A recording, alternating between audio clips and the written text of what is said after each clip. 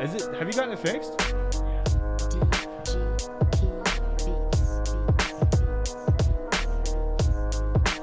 I'm guessing you never got reimbursed for that, right?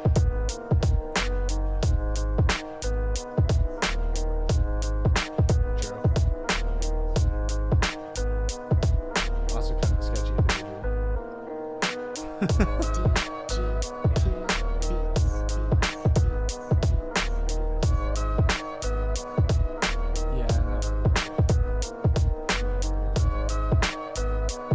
He is part of the cartel or something. Not fun. Is it live right now?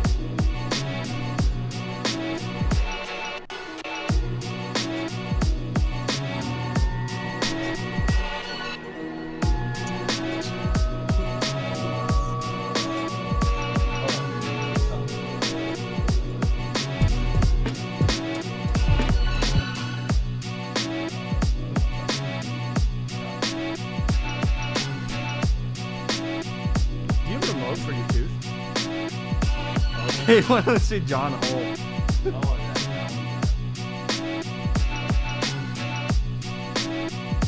Oh, okay. Alright. Audio check.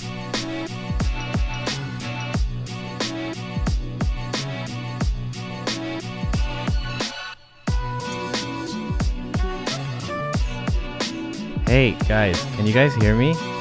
Test.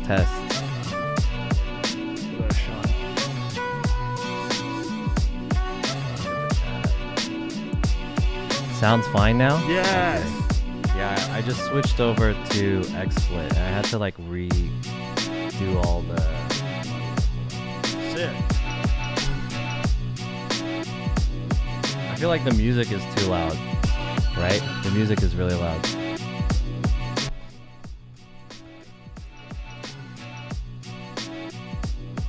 Alright, turn it down a little bit. Let me turn it down on here. Stream audio only. Default speakers. How do I reduce the... Is it this one?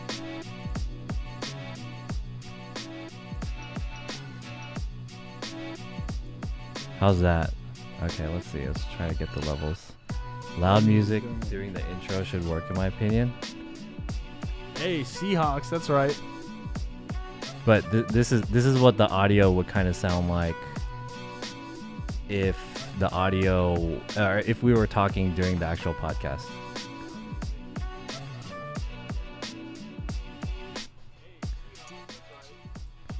Washington represent, baby. Oh, you know what? Actually, I don't think I have that thing set up where the audio doesn't play in the VOD. So maybe we're just going to have to do without the background music. Yeah, I mean, that's cool. This time. Lower. Does this sound okay? Right now? This is kind of like the intro. So I'll just turn off the music when the actual thing starts.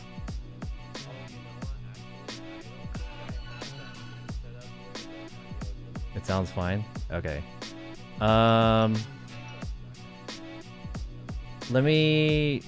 Let's get Jin, can you test that one on over there really quick? Yeah. Video source? Oh shit.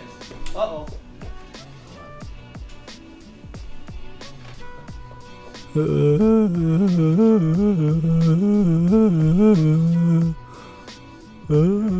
Oh, did it?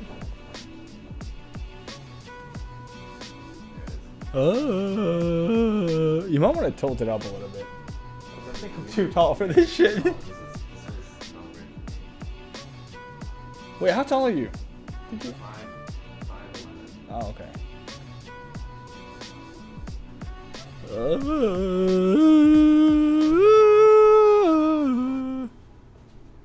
Oh, say, can you see? Oh God, they can hear me. Hear him well? How's his audio? I have a special thing for the Jin specific podcast, which is gonna be this scene, but I just want to make sure his microphone works over there. Oh wait, you can't hear me.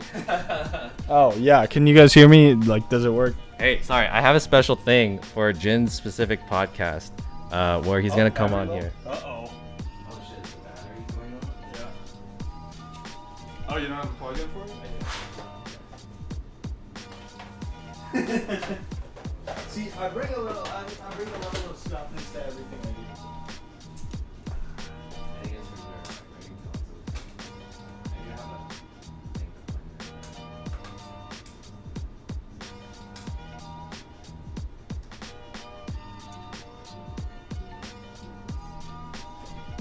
All right, sorry, the battery died.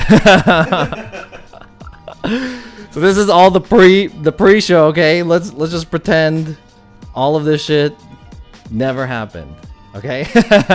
we're like fucking 2 hours late already. Yeah, true.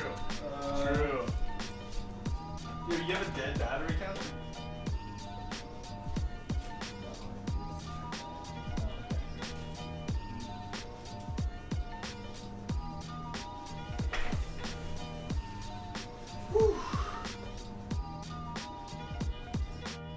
All right, we're looking okay over here, right? I just want to make sure. Oh, be careful. Don't slip. We're good. I was just fucking fell and died. All right, I think we're all good. Let's give us 2 minutes, and then I'm gonna switch over to this. Okay. Oh yeah, this is all on. Yeah. Can they hear you now, or is it me?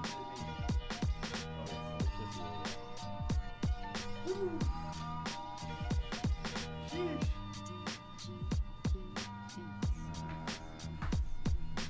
Alright, how am I gonna activate the music? Oh yeah? This is the one part that I'm not sure how I'm gonna do, because it requires me to be behind it.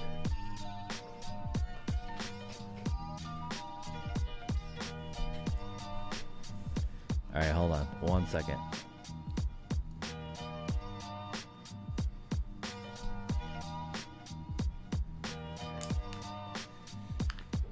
I'm not gonna dab during the podcast, but it's not gonna say that shit. Yeah. Back to the camera thing?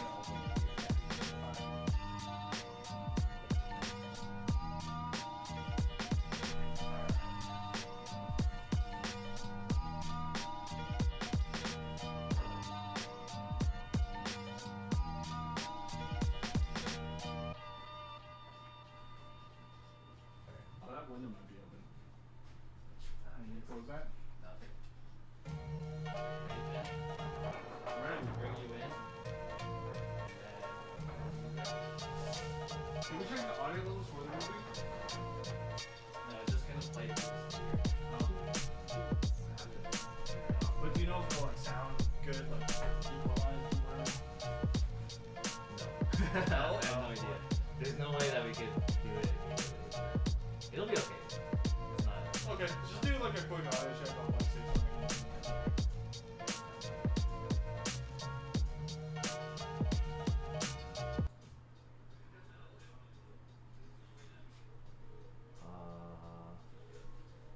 Fuck, I can't read this shit.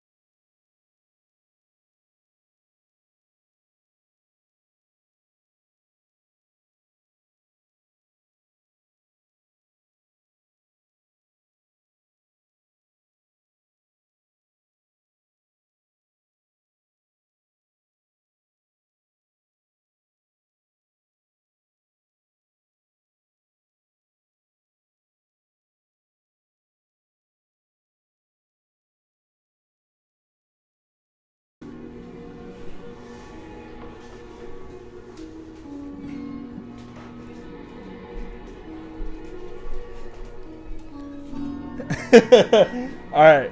Yeah, you're on. Yeah, Jin in the studio. You know what it is.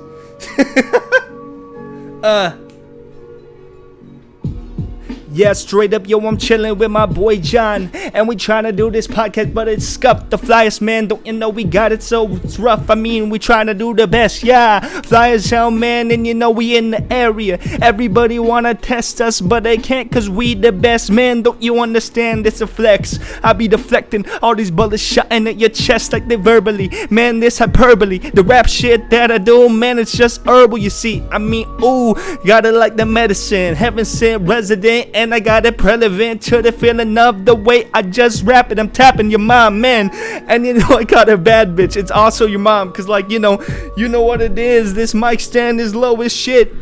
Yeah, and you know I got it going on, man. Trying to be the next Don of the city, West LA. Man, you know where I stay, it's Venice Beach. I don't know how to do this, but I'm trying my best. Hopefully the audio sounds good with finesse. I be whipping on, man, cooking shit up in the kitchen. I be really living, damn, I'm tapping your mom. That's right, it's not no to you, yo, call me your papa. Please don't do that though, man. I don't like being called papa.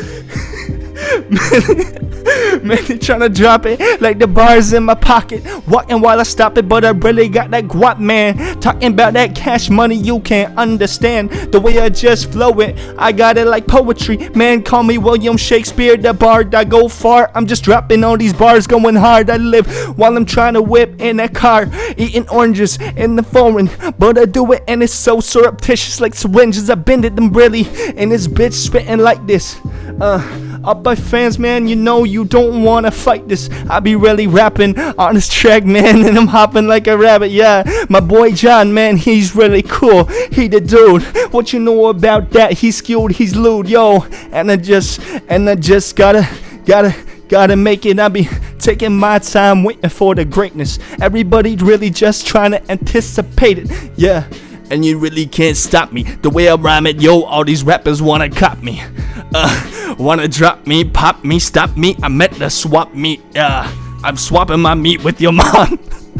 There goes the kid, man. And you know we got it going on. What's up with the commas in my building? I be trying to build it like my motherfucking village.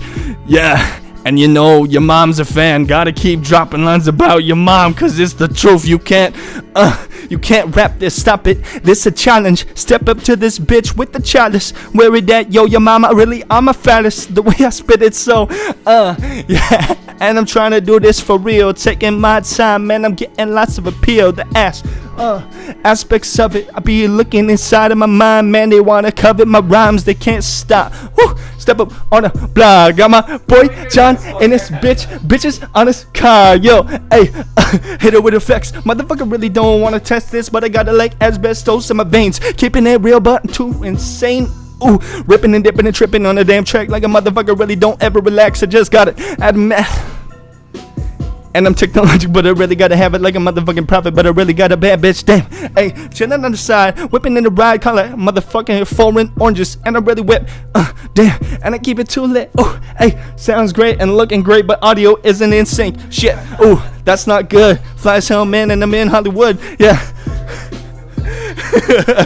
Running out of breath. There you go. I don't know how long you're gonna do that for. 5 fingers of death, man. I don't know how long you're gonna do that. Holy shit. Ooh. Sheesh. How long are we gonna do that for? 7 years. I thought you were only gonna do that for like maybe like a minute or something, and I was like, dude, when am I gonna cut this guy off? Oh man. Yeah, the video and the audio are probably out of sync because that one is wireless. Oh, okay. So right. there's a little bit of wireless delay. Ah, boy. Damn. Yeah. Okay. So hey, welcome everyone to the stream. This is twitch.tv/JohnSF. This is my second episode of my podcast. Welcome everyone. This is only the second episode, but I feel like I did 50 of these already. This one counted as like 5. But the time we spent setting things up, it counted as like 5. It took maybe 2 hours. Okay, we were ready at least like more than a half an hour ago. But something was wrong with OBS to get this thing to get this thing online. There was some kind of audio issue, so I had to like switch to a different one. And anyways, forget all that. I'm just glad that everyone's here. Okay, I'm glad everyone's here. Everything's working. It's pretty late, but we have on my guest today, Jinpai Senpai. Hello. Welcome everyone. All right, well, welcome, Jin. Hi, it's me. Hello. Thanks for coming out on my stream today, and Yes. thank you for taking the time. I know it was a very long drive to get here. I very much appreciate it. Dude, that's LA, bro. Like, fucking, it's crazy. It's like 25 or 15 miles takes like an hour. Yeah, It's like fucking ridiculous. for sure. Yeah, you grew up here, right? No, I grew up in San Francisco. Oh, right. I'm originally from San Francisco. John SF. Exactly. Yeah. Yeah, originally from San Got it. Francisco. Yeah. But our podcast today is being recorded here on twitch.tv in Koreatown, Los Angeles. Today we have cups this time finally. Last time we had water bottles. Did you not have cups? No, yeah, we had water bottles last time. I wanted to say, as a quick introduction to the podcast, this is a podcast that I created. First of all, let me introduce myself. My name is John. I'm a IRL streamer on Twitch, and I decided to create this podcast to kind of shed light on other creators here in the Twitch world, specifically bringing on non-gaming creators. And as someone who is doing IRL streaming, I'm bringing on more IRL streamers, and then maybe we'll branch out later. So I'm hoping that this will give an opportunity to shed some light on the real life of creators, and how it's going between our life off screen. I should really have the introduction written down so I could just say it better. And yeah, so thank you all guys for coming. If you guys are watching this on retroactively on a different platform, this is being live streamed again on twitch.tv, and also there's a live chat going on, and you guys could see it here in the background. From the nature of this podcast, we can't really check into the chat as much as we want. So if there's any questions that you guys have, then feel free to donate or sub, and then we will have you. Periodically between every segment, I'll go into the subs and donations. Hey, everybody, give John money. Yeah, basically. Give John money. Support him. He spent a lot of money on this setup. Just please give him money. And then so, every once in a while I'll go into the donations and the subs, and then I'll read questions from the chat, and then I think at the very end we'll go into the chat and see what's going on. Anyways, thanks everyone for coming in. I'd like to introduce a man of many names, but most recently his Twitch handle is Jinpai Senpai. From actually, I don't really know where you're from. Actually, where are you from? Well, Washington, right? Washington. Yeah. Originally from Washington. Washington. Yeah. Washington State. Washington State. Yeah. Washington State. Yeah. Okay, let's talk about the life of Jin, or currently Jinpai Senpai. But today I think I'm gonna keep Jinpai Senpai. I think you're gonna keep Jinpai Senpai. Yeah, I'm just tired of changing. You're tired of changing it. Yeah. How many times have you changed your name? 10 times. 10 times. Holy shit. We'll Yep. talk about the name changing later on in the middle. But today you're not representing any of those names. Yeah. Jinpai Senpai, Pizza Explorer, or whatever other names you had. Today you're gonna be just Jin. Yeah. You're gonna be Jin. Right. So Jin, please, would you like to introduce yourself and your channel? Sure. Yeah. Hey everybody, I'm Jin. I'm a multi creator. I do all sorts of shit. Right now my big thing is doing IRL streaming. And I think honestly that's kind of what I landed at. I like to just go around and like harass people in a video game. I like to just, interact with people, like kind of get to know the scene. I do rap and stuff, so sometimes I'll just rap with strangers. That's a very big part of my persona and also what I like to do, so I like incorporating that. That's part of why I like IRL so much, because you can really just find people to interact with that you wouldn't have the chance to before. in addition to that, like on the side, I also do photography, graphic design, etc., etc. And you're a rapper. Yeah, I'm And he's a a rapper. rapper. And a producer. And a producer. Yes. He's like a triple threat, but four. The Asians, Quadruple threat. man. Asians, man. Asians? We gotta do it all, man. Asians, we have to do it all. I don't know. I don't. As an Asian, I don't really do as much as you. That's good, man. I'm so tired. Yeah, thanks for coming on so late at night. Okay, so Jin, before we get into the whole stream thing, let's talk about your life before streaming. So Right. please briefly talk about like where you came from and how you got to here today. Gotcha. Yeah. So I'm from a small town in Washington called Bellingham. It's like it's voted the #1 hippie town in Washington, maybe even in the West Coast. It's just fucking weird. Super small, bunch of like hippie stoners. Well, San Francisco is pretty hippie. Oh yeah, It's true. The birth town of hippie. Yeah, I mean it's just like it's such a weird like little place, and I don't know. I just kind of grew up. I was adopted into like a white family. Oh, okay. Yeah, so my parents are incredibly white. Incredibly white. Incredibly white. Yeah, they teach English, so they're super white. Yeah, that's why I'm not very Asian. Like I don't know how to speak Korean or anything like that, which is my original ethnicity. Original ethnicity. Yeah. Like you had a new ethnicity. So yeah, I just kind of grew up in like white neighborhoods, like around kids that were either like middle class kids ish, maybe lower middle. Yeah, and it was like a party town. It was a college town, so there was always parties. I wasn't very good at school, and I kind of started getting like wrapped up in like the stoner society and everything like that, and the party society. So I used to just go to like parties. A couple times a week, something like that, and just like Oh really? In your high school days? yeah, when I was like 13. Oh, okay. 13 to 16, yeah. We just kind of snuck into parties and people didn't really even question it, which is weird because we definitely look like minors. And this is all theoretical. This is all in a video game. It's not. It's allegedly I did such things in a video game. Okay. Right. Yeah, alleged. Just like IRL streaming. Yeah, this is all a video game, a category on Twitch. Exactly. Yeah. Yeah. It's a simulation. Okay. So you went to school in you were born in Washington, raised in Washington, went to school in Washington. Yeah. And then eventually you came here to LA? Yeah, I from that town, nobody really ever left at all. Okay. Like a good percent of my friends and the people I know are still in Washington.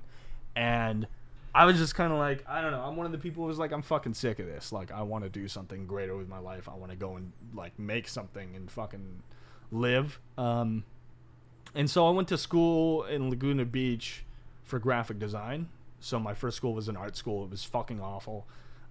One thing about art is that it's subjective. And when you have a bunch of people being like, no, this looks like shit. It's kind of not like art school. Okay. Picasso would have fucking failed and sucked at art school. Excuse my language. Yeah. So I was doing that for a while, and it just kind of I didn't like it. It's like not my sort of thing. Like art. Like I don't know. It's working for other people. I kind of realized wasn't something I really wanted to do because you make them something as a graphic designer and you're like, wow, this looks really good, and then they see it and they're like, oh, I want to put flames on it. Like, like the first piece of like commission work I did was for an artist, and I made an album cover, and I found a picture of him that was black and white. I made it look really cool. I was like, this is great. It's just simple, and he's like, my name is January Frost, so can you put like ice on it? And I'm like, yeah. So I put ice on it. He's like, wait, how about flames? Because my name is January. And I'm like, oh, fucking Christ. I put flames on it, and then he's like, wait, what about both? And I was like, all right, I'm done. Like, yeah, I'm good. What does January and flames have in common? Summer? No, I don't know. January is not summer. Is it? I mean, I would imagine spring is before. I don't ask me, man. I don't know. Okay. Yeah. Anyway, so you went to art school. Yeah, it and was awful. you decided it wasn't for you. Yeah, I kind of just like. Did you drop out? Yeah, I kind of had Okay. like a sort of a mental breakdown in the middle of it. It was just super stressful and like, yeah, when I went home, like everybody was like on harder drugs and shit, and I kind of got into that for a bit, and I had cocaine laced with meth, and that did not go very well at all. Oh shit. Yeah, Okay. it was pretty gnarly. It was, you know, all the things of it, staying like up all night and then just like feeling incredible paranoia. Uh-huh. And like that made me realize like why would anybody want to do this shit? Like it was not fun at all. And yeah, I ended up in rehab, and it just kind of like Whoa. I was like, fuck this, I'm out. Like Uh-huh. dropped out of art school, and I was like, what do I do now? And from there, I think I started kind of learning like music, and I was like, well, when I was a kid, I used to get like a group of friends and do rap ciphers and just like in a circle rap, and that's something I just kind of always liked to do. So I worked on developing that and also doing some production on the side, some EDM music production. Uh-huh. And yeah, I don't know. I made a couple pieces, put them out there. It was just like whatever for my EDM stuff. Like an obscure genre called future funk. It's like disco. Yeah. Yeah. So I just kind of put that out there, and I was like, whatever. And this is you're still in Washington at the time. No, I was in. Well, I went to. No, actually, I was in Cali. Oh, okay. Yeah. At what Yeah, point it's- did you move to Washington or move from Washington to Los Angeles? College age, like 18, 19. 18 and something. 19. Is this before the art school thing? No, I went to art school in Cali. You went to art. Oh, okay. So Yeah. after you moved to Washington, or you moved from Washington to Los Angeles to Yeah. attend art school. And then I flipped And out. then you got all and that went back stuff. to Oh, Washington. okay, and then okay, my parents okay. are like, you need to go to rehab. And Got send me it. back to Cali, basically. Yeah. Okay. Okay. Yeah, and I mean, the thing about rehab is, like, it's hard to, like, make somebody else realize that they need to change. Uh-huh. You know, like, when I got forced into going to rehab, I didn't really get it. Yeah. You know, like, I barely remember that just because I didn't give a shit. Uh-huh. And then I just went back to smoking weed and shit. Yeah, I don't know. I just kind of started working on, like, my hobbies and my craft and stuff like that just in the background because I wasn't doing school. I was just working. And there's a thing in rehab where, like, you work while you're also doing the program. Oh, okay. So I just kind of found a job in between then, kept rapping. There's some other rehabs in the middle of that. Yeah. I've been to like 3 or 4, but we won't get into the Okay. nitty gritty of that. Got it. To make it short, yeah, I just found out that I wanted to be a rapper, and my parents are very strong about me getting like education and a degree, even though it really doesn't do that much in what I want to do. For sure. Yeah. So yeah, I ended up going to Musicians Institute in Hollywood. Oh. And studying Yeah. for fucking rap, songwriting, and it was just the most useless thing ever. To be How long did you attend that? 2-3 years, maybe. Yeah, maybe about 2, something like that. Oh, okay. Yeah, and I don't know. I tried my hand at Twitch streaming before, like when I was in one of my old apartments while I was going to art school. Mhm. I streamed for a bit, and then I was just kind of like, "Fuck this," not for me, you know, because the streaming grind, as you know, it's like at the first it's very difficult, especially when you're like a gamer and you're doing the same thing as everybody else. For and there's sure. thousands of people. It's like you struggle to get like 3 viewers for like a year. Yeah, for sure. Yeah, so I don't know. I just kind of gave up on that dream and had some events happen in between with like crazy roommates. One of them, like, I heard a knock on the door and I opened it. It was the sheriff. I went back into my room, started playing League. And then, like, I heard like Scooby-Doo scrambling, like the Yeah. And I walked out. He was naked, running around with a pillow, being chased by the cops. It was super fucking weird. What the hell? I've had such a fucking weird life. It's kind of hard to even put it like on a chronological timeline, just because my brain is a mess. Don't do drugs, kids. Your brain will be stupid. That's the motto. Winners of the story. don't do drugs. Exactly. Stay in school. Exactly. Drink your milk. That's my big regret, though, is that my brain is just fucked. Oh, okay. Yeah. So that's why You don't do drugs. Bitrate offline. Oh, don't worry. That's for my IRL stream. Oh, okay. Yeah. Got you. That's for the IRL stream. Yeah. Then when I moved to Hollywood, I was kind of like, I'm in Hollywood. Wait. Gotta bring it back. Okay. Okay. While I was doing the get well job, which is what they call it while you're in between like getting better Right. and moving on in life, I started streaming at my other apartment in Westminster in Orange County. And yeah, that time I became a little bit more consistent with it. And that's where I developed my mustard habit. Mustard habit? Mustard habit. Yeah. The habit for mustard. And to explain that, I started drinking mustard for every follow. Uh-huh. And that actually took me pretty far. Oh, for your stream. Yeah, for my stream. Wait, well, why do you call it a habit? Is it a habit? Or is it like a bit? It sounds like a bit to me. It's kind of a bit. Why did you call it a habit? Just because Anyways, I go drank on. way too much mustard. Okay. I would say, like, I was drinking, like, at least 20 to 100 shots of mustard a day. Something like that. 20 to 100 shots of mustard? Yeah. Holy crap. I mean, it's that's just a like squirts, ton of but, like, mustard. Oh, yeah, okay. I bought a mustard costume, and I just kind of made it my thing. Yeah. And that honestly got me to, like, 3 or 5K followers, something like that. Oh, dang, really? But in retrospect, it was a bad idea because none of those people really stopped by. Okay. And I just drank a bunch of mustard for like nothing. Oh, that's interesting. Basically. Yeah. Wow. But I used to just goon around, wear a fucking mustard suit, drink mustard, and it was really weird. And then one day I decided, like, hey, what if I go and do this at In-N-Out? Uh-huh.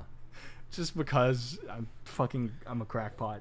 I was like, what if I do that? So I think that was my first like official IRL stream. Okay. I got my phone, drove down there, and I started drinking mustard in the parking lot, and like went in there and drank mustard.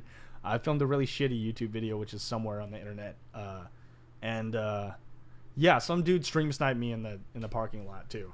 He's like, "Yo, are you the mustard dude?" I'm like, "Yeah." I was like, "What the fuck?" It was kind of cool. Like, he was chill. Did you get like some kind of notoriety for doing the mustard thing? Was the mustard bit kind of like your signature thing? A lot of people knew you because of the mustard thing. Yes. Interesting. Wow. Oh yeah. Wow. Totally. Yeah. Wow.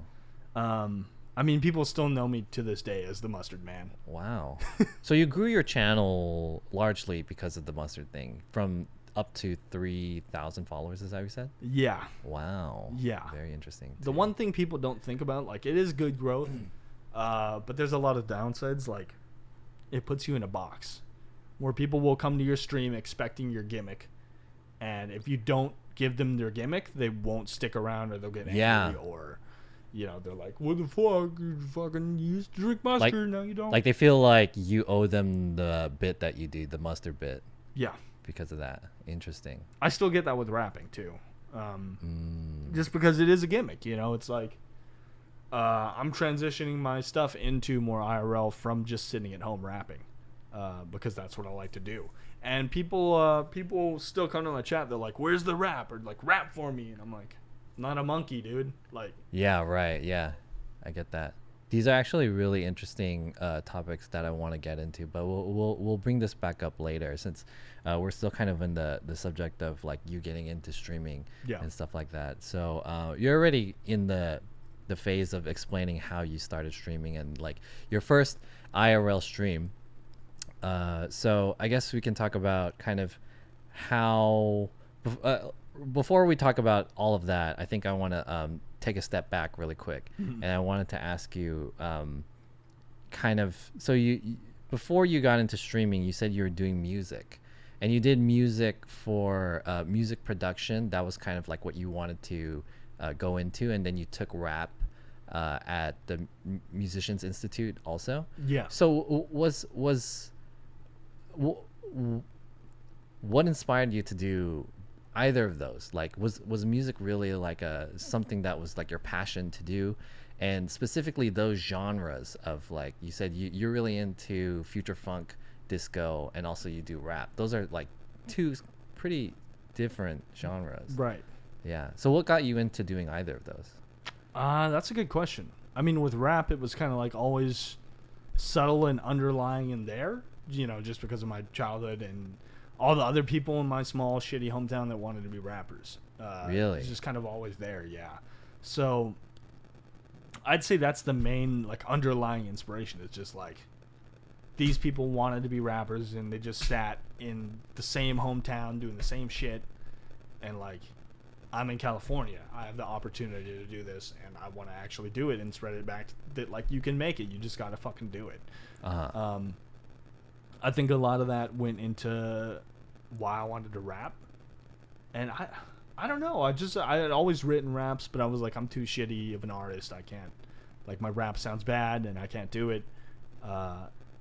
And then that kind of just, I don't know. I guess one day it just kind of channeled itself. I'm like, what if I start freestyle rapping every day for 1 year?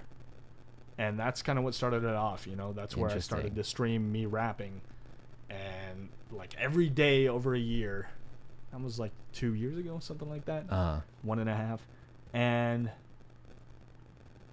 yeah, I mean, sound. Static.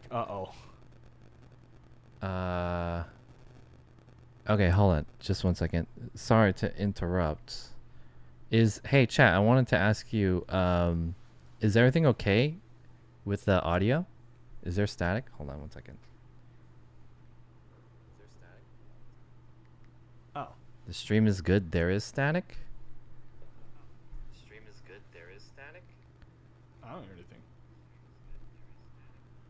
Yeah, I don't hear any static. Oh, on Jin's mic? On my mic, test 1 2 1 2 3 4.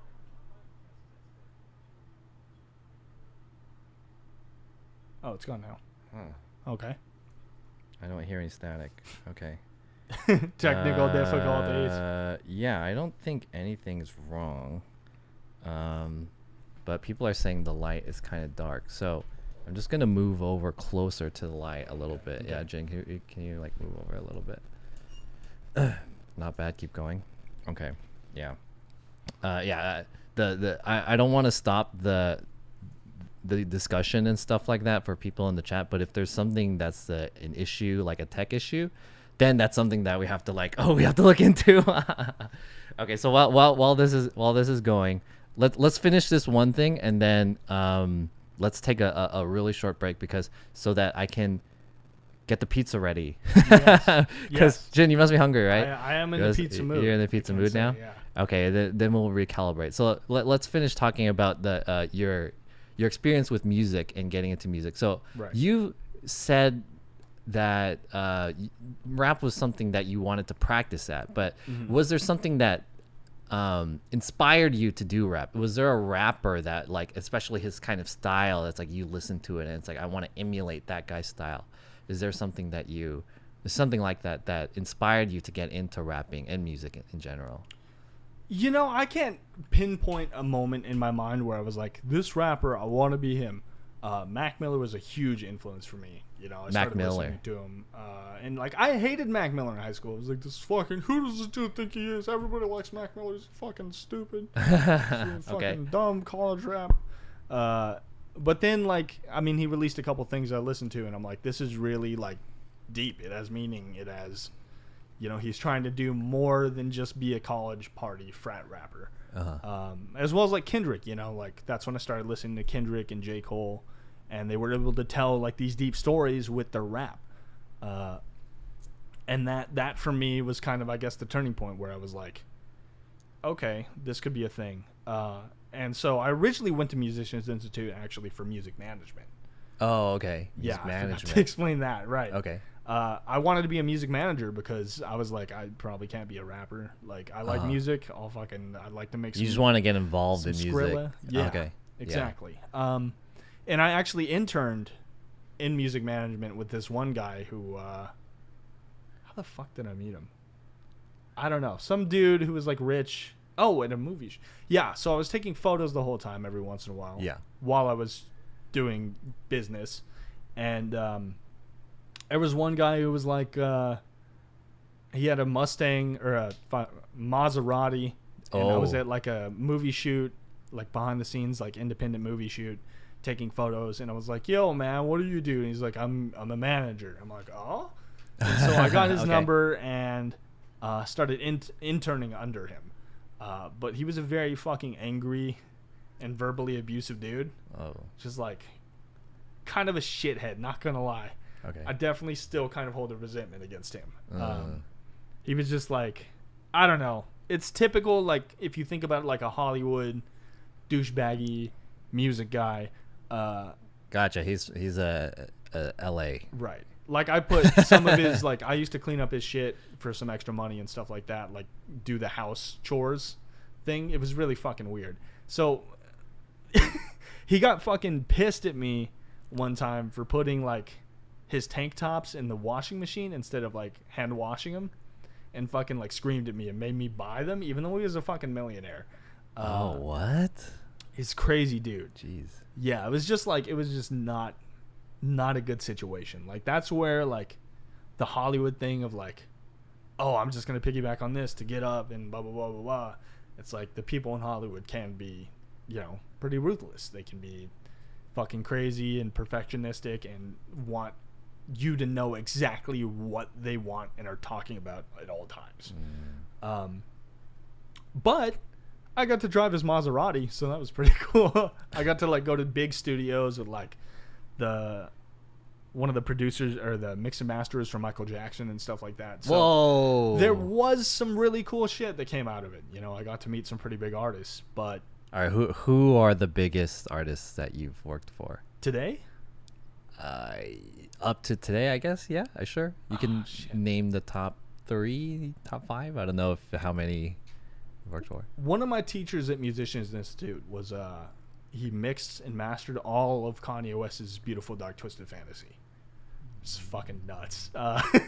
He's telling me a story. He's like, yeah, so I was in the studio with Elton John, and I'm like, what the back up, wait. You're just in the studio with Elton John? He's like, yeah, Kanye wanted him to record some stuff. And we get a call from Kanye, and he's like, hey, man, Elton, man, I love you, man, but I'm in Paris. And then he just got stuck in the studio with Elton John because Kanye decided to not show up and be in Paris, which is like the most Kanye thing ever. Oh shit! You stood up Elton John. Yeah, believe it or not. What the hell? Candle in the wind. Candle in the wind. Okay. That's true. So how? Okay. Now that you're talking to me about the whole music thing, I imagine that this whole your endeavor into music and all your experience into music, you also do photography too. Yeah. So I would imagine that photography kind of came from this music, being exposed to music too. You did kind of concert photography, I would imagine. Right. Right. Oh, Is man. my assumption correct? That Yeah, The yeah. photography came from that. Yeah, you just brought up another thing. My brain is just like Not not very organized. I just like to like it's like freeform jazz, just all over the fucking place. man. You're a true creator, in the sense where you're not organized. Yeah. Just- Damn, you just reminded you're me an of some artist. shit. Where was this in the timeline? At some point, I was going up and doing warehouse shows. Like, how did I get connected? I just like ran into some dude and he's like, "Yo, man, we're throwing a warehouse show. Like, come out and do some photography." And I'm like, "Okay."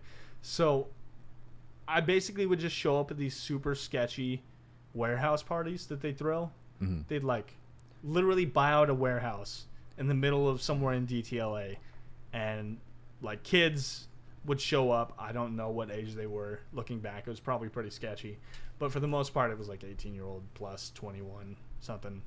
But yeah, so they'd pay like $20 a ticket, and then they just have like these random like trap artists and like kind of more hood artists play these shows, and just like it was fucking wild, man. It was crazy. It was definitely not the most safe thing.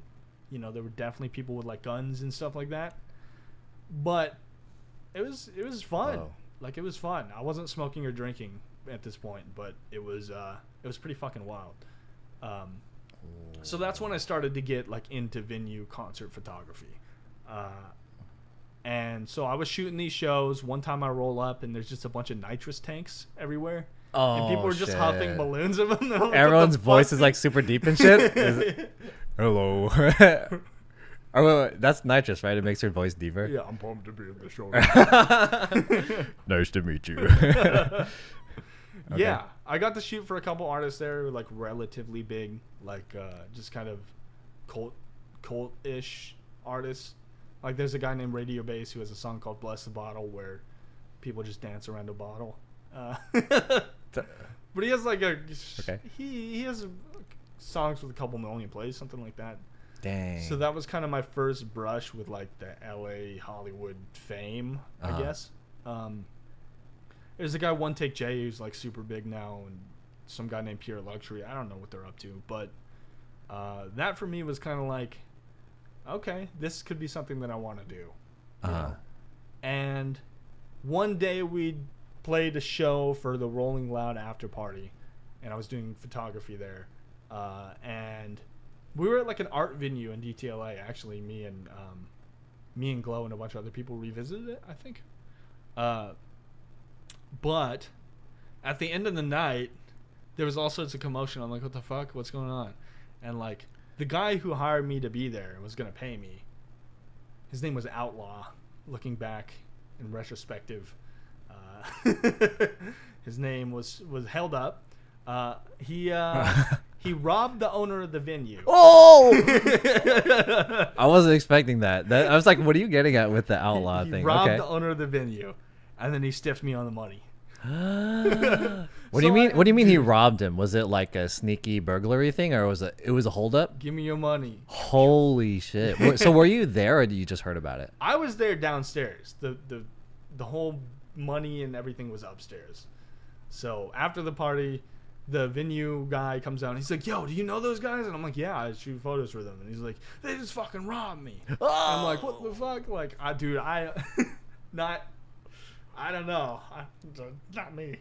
Holy shit, that's crazy. So after that, it just kind of spoiled for me. I was like, I don't want to do this anymore, man. Gotcha. And one of my fellows at art school, when I was back there, while I was doing these shows, he started doing venue photography too, and I was like, okay, cool. And then like he sat next to me every day and stuff. We were pretty chill. He shows up one day. He's like, "Oh, yo, I just got a gig with the 1972," which is like a big rock band if you don't know them. And No, I was like, I wait, heard what the of fuck? And then he comes back and he's like, "Yeah, I'm touring with Young Blood now," who's I think like a grunge indie. Sounds familiar. I don't Sounds really familiar. listen to stuff. Yeah. And I'm like, "Yo, what the fuck, man?" Like, I'm working hella hard at this. I'm doing these warehouse shows, trying to make my way up, and then he just shows up one day and he has like my dream job, which is touring with a musician and just fucking go on all over the world. And then like a year later or something like that, I just check up with him and he's fucking touring with the Chainsmokers. And I'm like, what the fuck? My favorite band. And the Chainsmokers. That instrument they invented is they're pioneers. I have to say. Yeah, it sounds like this. You know what I'm talking about? That whatever that sound is. Anyways, the chains. Okay. Yeah. Yeah, I mean, to this day, he's like now a really big photographer, like shooting with like Jaden Smith and Got like it. Marshmello and fucking Billie Eilish, etc. I'm still kind of pissed off about that. Still a little pissed off. I'm like, man, like that was my fucking dream right there.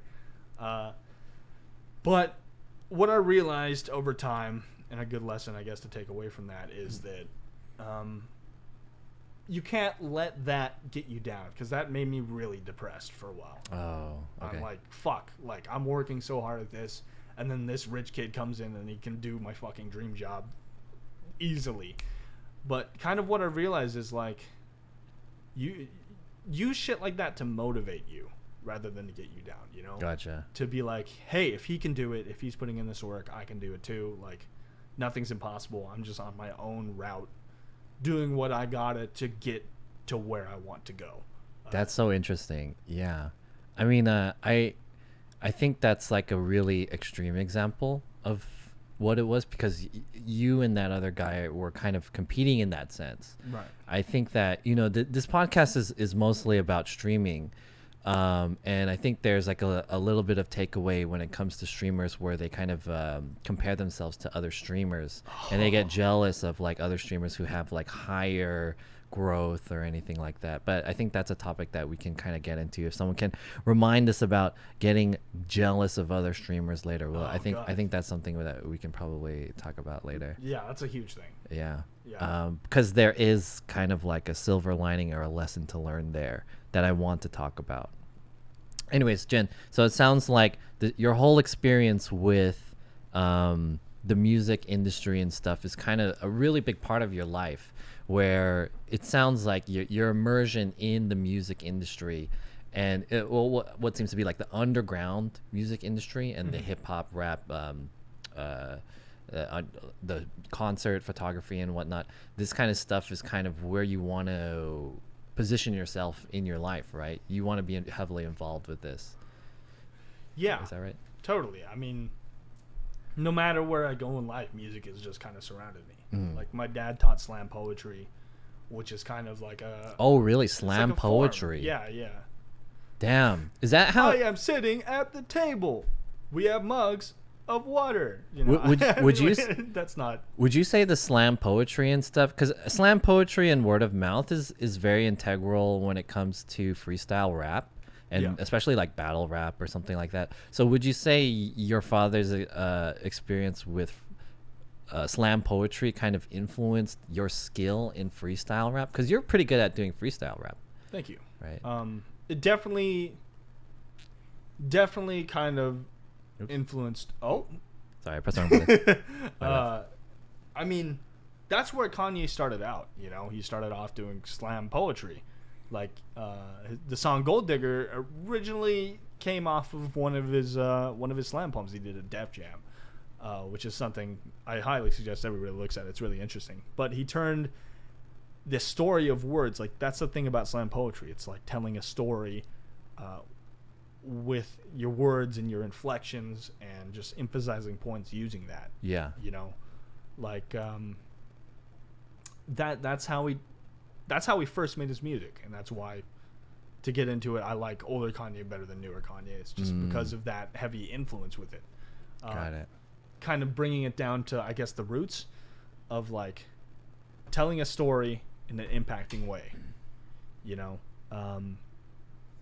it's also like the flow too of it, and I think the way that I feel like slam poets have a lot of confidence in what they say, especially when it comes to their flow and the message that they want to bring. So when you translate that over to freestyle rapping, you can rely on the rhythm and the rhyme and the confidence that you have from slam poetry, right? And emotion. Yeah. Dang. Totally. The improvisation of it too is a skill that you have to build. Definitely. Yeah. And I think that helped me with Vocalization. streaming too. It's Yeah, like, exactly. it's just kind of rolling with whatever life gives you and figuring out how to use that to your advantage, and et cetera, et cetera. Wow, interesting. All right, cool. Thanks, Jin, for sharing that first part of that section. I think for the next section, we're going to go talk about Jin's experience with streaming, but I want to take a short break to get into the chat and as well as heat up this pizza and bring this pizza out, because I bought a pizza and I wanted the pizza to be a part of this podcast as a icebreaker between us, or like to melt the tension. So I'm gonna warm up this pizza. If you guys chat have any questions for Jin, I'm gonna allow Jin to speak to the chat. And also he's streaming on his channel live too, on twitch.tv/JinPaiSenpai. So give me a second. I'm going to go back to the back and warm up this pizza, and I'll be back. And then, Jin, feel free to get some questions from the chat. As is John SF, twitch.tv/JohnSF. Give me 1 second. Check him out. Oh, and I saw a couple people in the chat too. Tony K Films, thank you for the sick setup. He's a filmmaker and streamer too. Everyone give him a follow. And I had a few people say that they like the setup. I don't have anything about my setup for this podcast, since this is kind of just I first made it and this is my second podcast. But I think eventually I'll do something where I will talk about the setup eventually at some point. But yeah, so I'll be back in just a second. Let me just grab a pizza. How did you and Relic meet? He came. He was in Koreatown, so I was just like, "Hey, let's grab dinner together." Oh, okay. So I invited him to get Yeah. So what he said is they kind of met in Koreatown. You know, the IRL stream community is pretty tight knit. So, I mean, we all kind of have ties to each other because there's not like a lot of people who do it. So that kind of just brings a lot of us together just randomly. Like that's how I met Watchglow and everybody like that, is just because they did IRL streams, and that's all I knew.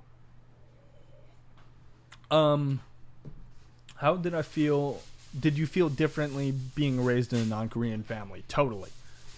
Yeah. I mean, it's like being the sore thumb, you know, like it felt bizarre. Like I wasn't with that Korean family, and you know, I was just kind of the odd one out, I guess.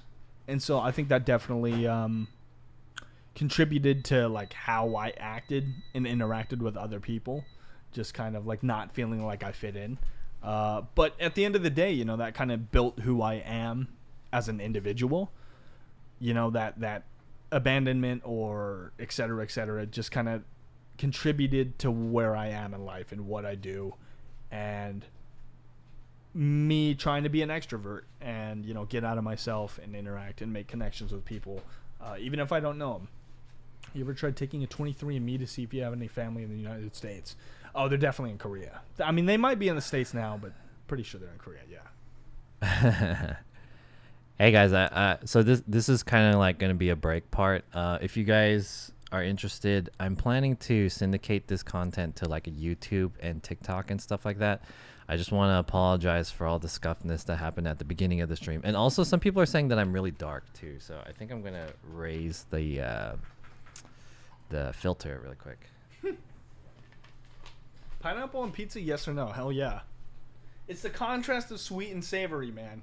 All right, listen. Classic. Salted caramel. Sweet and savory. Come on. I mean, Gordon Ramsay is a buffoon. Listen. All right? It just makes sense. Okay? The two flavors contrast each other, and it comes together to make something amazing. How did you get the confidence to do online things? Sam, what's up? Or did you always have the balls to do what you wanted? Not at all. I was a little beta weak cuck male growing up. Just doing it, man. It's like exposure therapy, you know? You just do shit, and then you kind of learn how to do things from there on out, you know? Like, just stuff like that has improved my general life just by doing it, just by going out, you know, talking to people. Even if I don't think it's going to go well, you never know what's going to happen, you know? For me, a big thing about life and why I do RL streaming is because I don't see the point anymore of just living my life isolated, you know?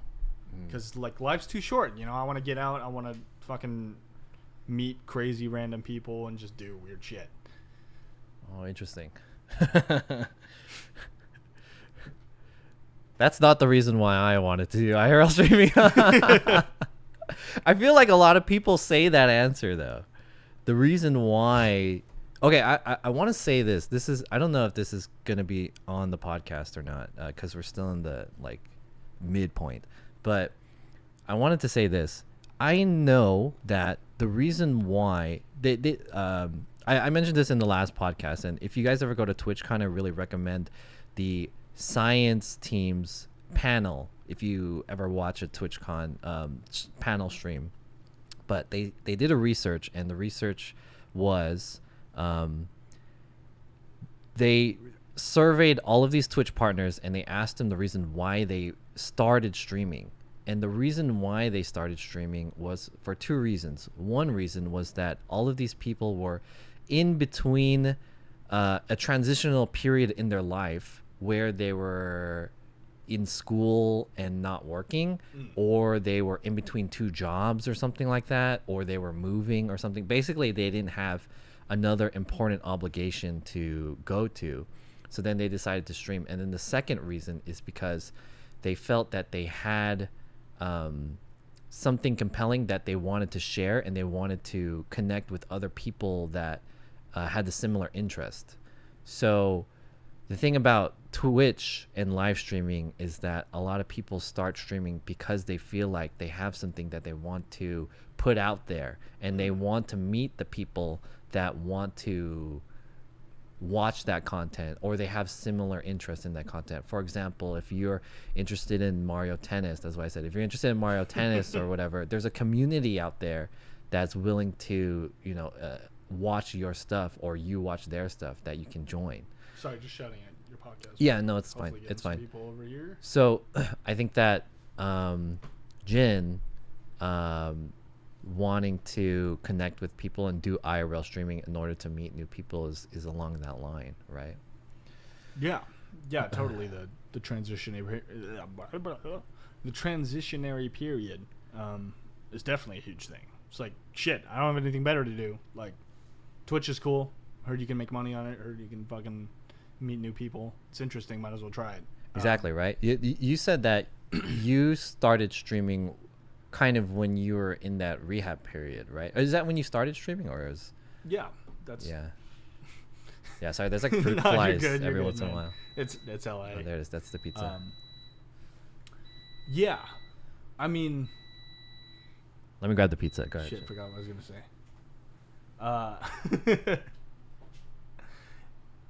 What were you asking before? I was talking about the transitional period when people started to watch streams or start streaming. Yeah. I don't know. Transitional period. Like, I just tried it and I liked it. You know, I saw other people who were coming in and people to talk to, and also, you know, I'm a little bit of an attention whore, so Twitch helps that. Twitch helps that side of me. You know, and I think that also stems from being adopted, as you said, you know, like just wanting attention, wanting people to like you is I think a big thing for me. It's not like that for everybody, but for me, I think that Twitch enables that a lot in a positive way, where I can also, you know, spread my life. Jim, would you consider yourself kind of a introvert or an extrovert? I used to be a pretty big introvert. You used to be a pretty big introvert. Yeah, but now I'm heavily an extrovert, I think. Yeah. Heavily. Certainly. Interesting. Yeah, I mean, I can talk to most people on the street just whenever. You know, I do have introverted moments a lot. Yeah, I would say most people are mixed. Yeah. Introverted and extroverted. Totally. That's kind of where, as you know, we've talked about before, like, getting out and just doing it will help you, because right. I mean, it wasn't always like I could go and just talk to random people, rap with random people on the street. Doing it has made it possible. Well, what is this? Very interesting. Okay, so today's meal is brought to us by Thanks Pizza, which is a pizza spot in Koreatown. We are not sponsored by them, but I did pay for this pizza, and I just reheated. So we are sponsored by John and John. Yeah, I'm self-funded. That's what the SF stands for, self-funded. This is Thanks Pizza, and this is half cheeseburger and half pumpkin and potato pizza. Pumpkin potato? It's two very weird and interesting flavors. Thanks Pizza is like a Korean style pizza. Yeah. So feel free to have some while we do this podcast. And there's some sauce too. Certainly. So yeah, this is Thanks Pizza from Koreatown. Thanks for grabbing this, man. Yeah, and Damn. some sauce. I was not expecting that. Some napkins. I thought it was just gonna be like Domino's or something. That one is a cheeseburger pizza, cheeseburger flavored. Interesting. There we go. Wow. Look at that. You like it? Yeah, that's good. That's good. Interesting. Oh no, ASMR. Okay, I hope this doesn't detract from the podcast with all the sounds and stuff. But the reason why I wanted to have food involved in the podcast was because my vision for this podcast, if it kind of takes off, is that I wanted to do this outside IRL in a public space like a restaurant or Mm-hmm. something.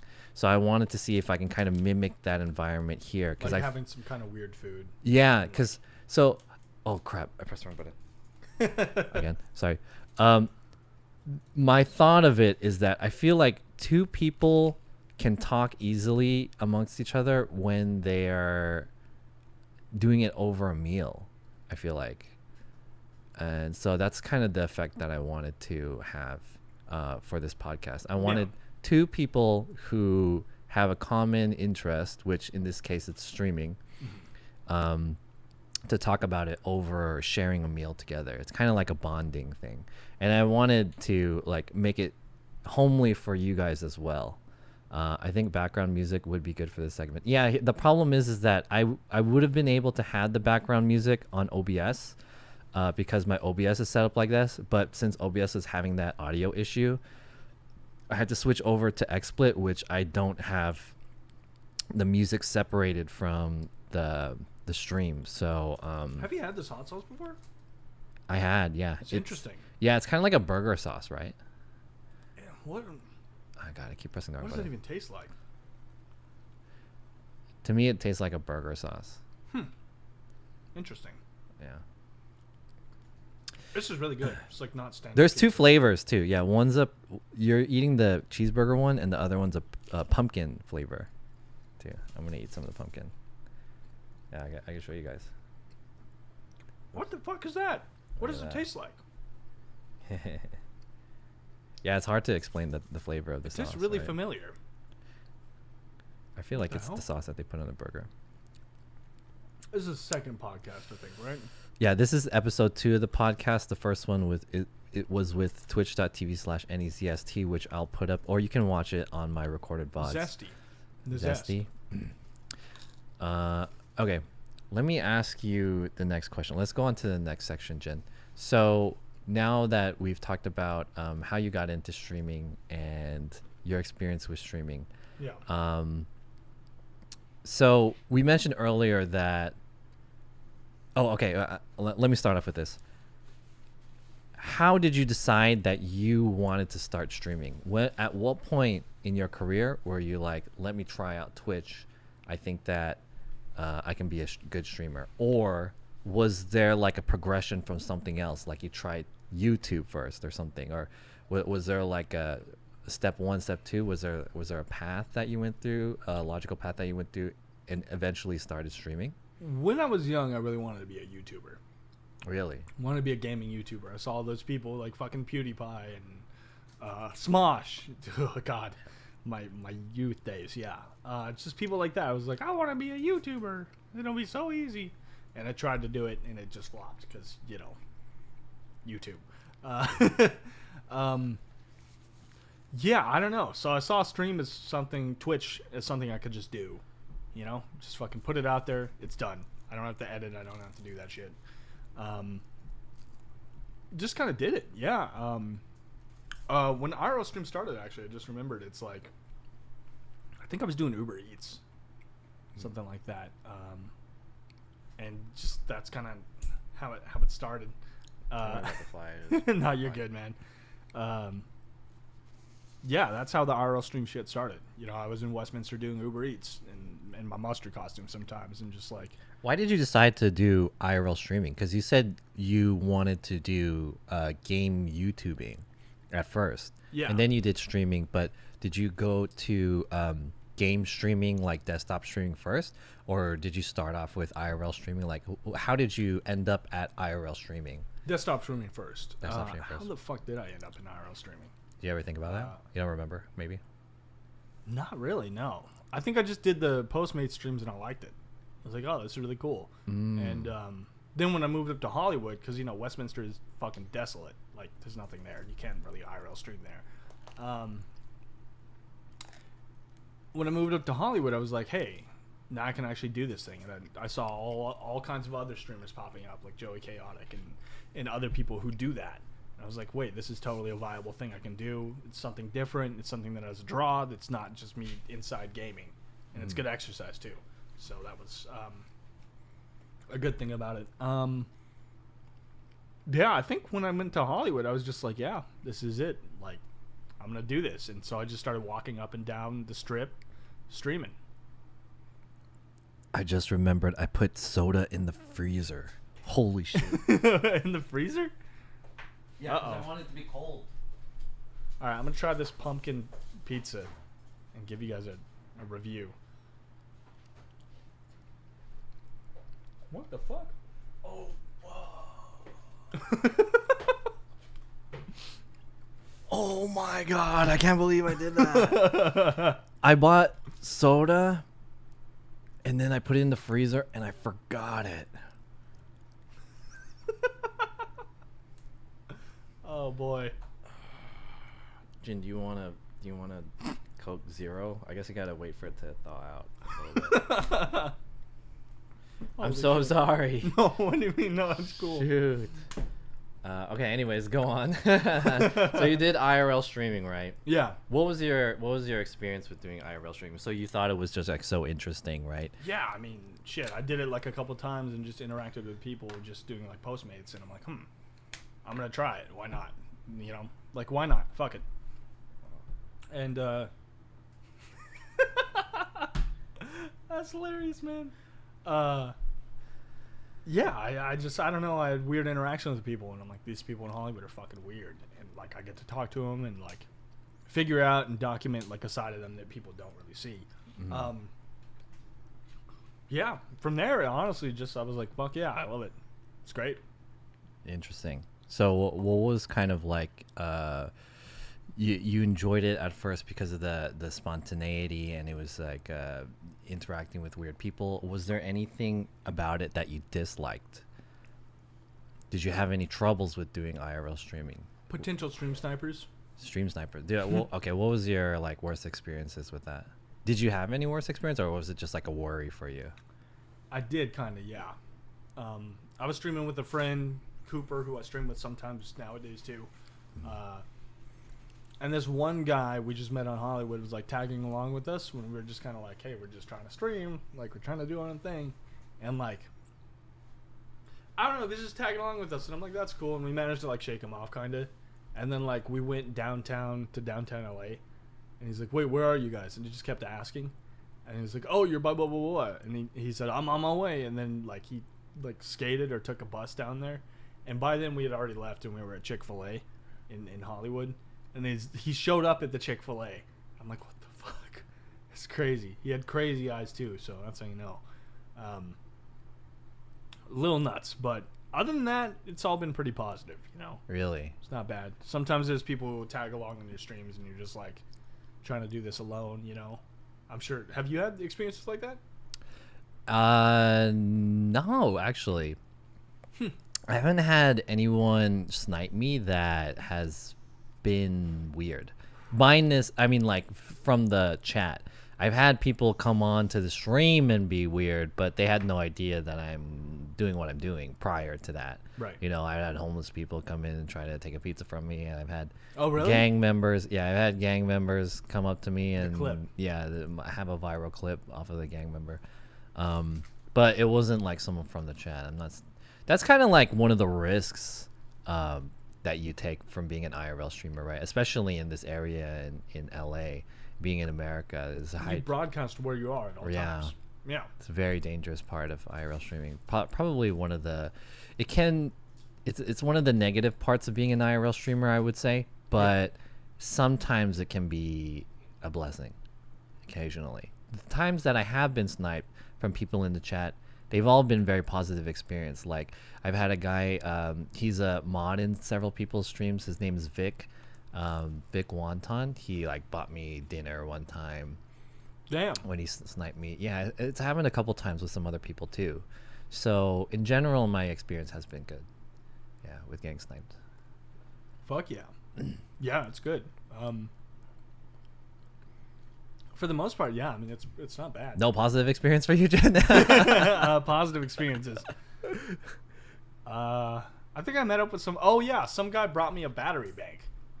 My phone was about to die. Oh, that's nice. And he just showed up with a battery bank, and I'm like, holy shit!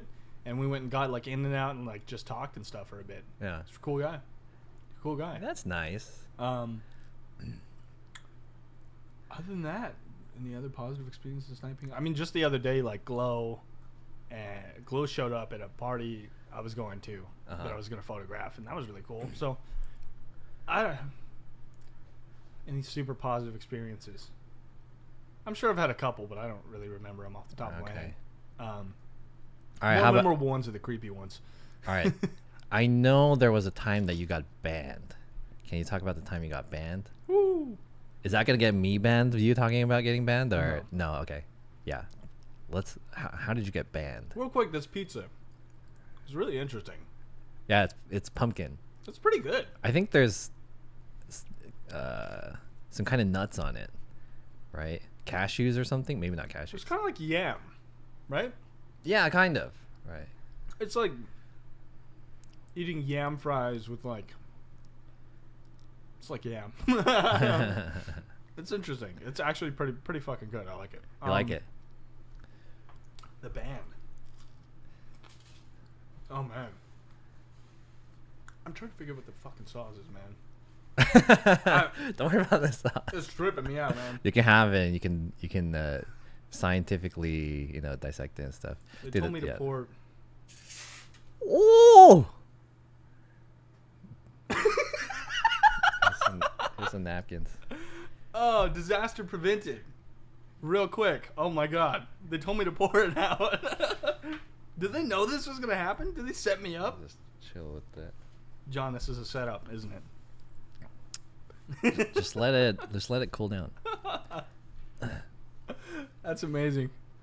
That's great content right there. That's good. It didn't get over any of your stuff, right? No, it's fine. All right, yeah. Cool. The band. Yeah, I mean, I had just been walking around Hollywood all the time, like, IRL stream stuff. And then one time, like, I caught this fight. Like, there were just people screaming, and I ran up. I was like, huh?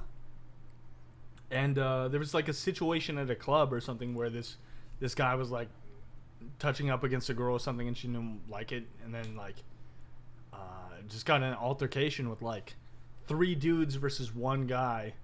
And they all kind of ganged up on him and, like, did cheap shots and stuff like that. And then he just goes whoopoosh and knocks down, like, 2 of them. He knocked one person out, like, cold on the ground.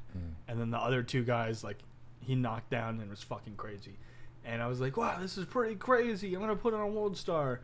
And then, like, as soon as I end stream, I look at my channel, and I'm banned. So what were you doing at the time of this fight? So you just described the fight, but did you were in the zone, or you were in the area when that fight happened, and then you were just like, oh, let me get this on stream? Yeah, I was just walking by, and I was like, oh, this is, I thought it was like Twitch, like fucking film fights. Why not? You didn't realize that putting fights on Twitch was not at all bannable offense. Not at all. No. I thought I was gonna be completely fine. Okay. Yeah. So I was just in the area, and I was like filming it because I was like, this is really interesting. It's like real people interaction, like shit.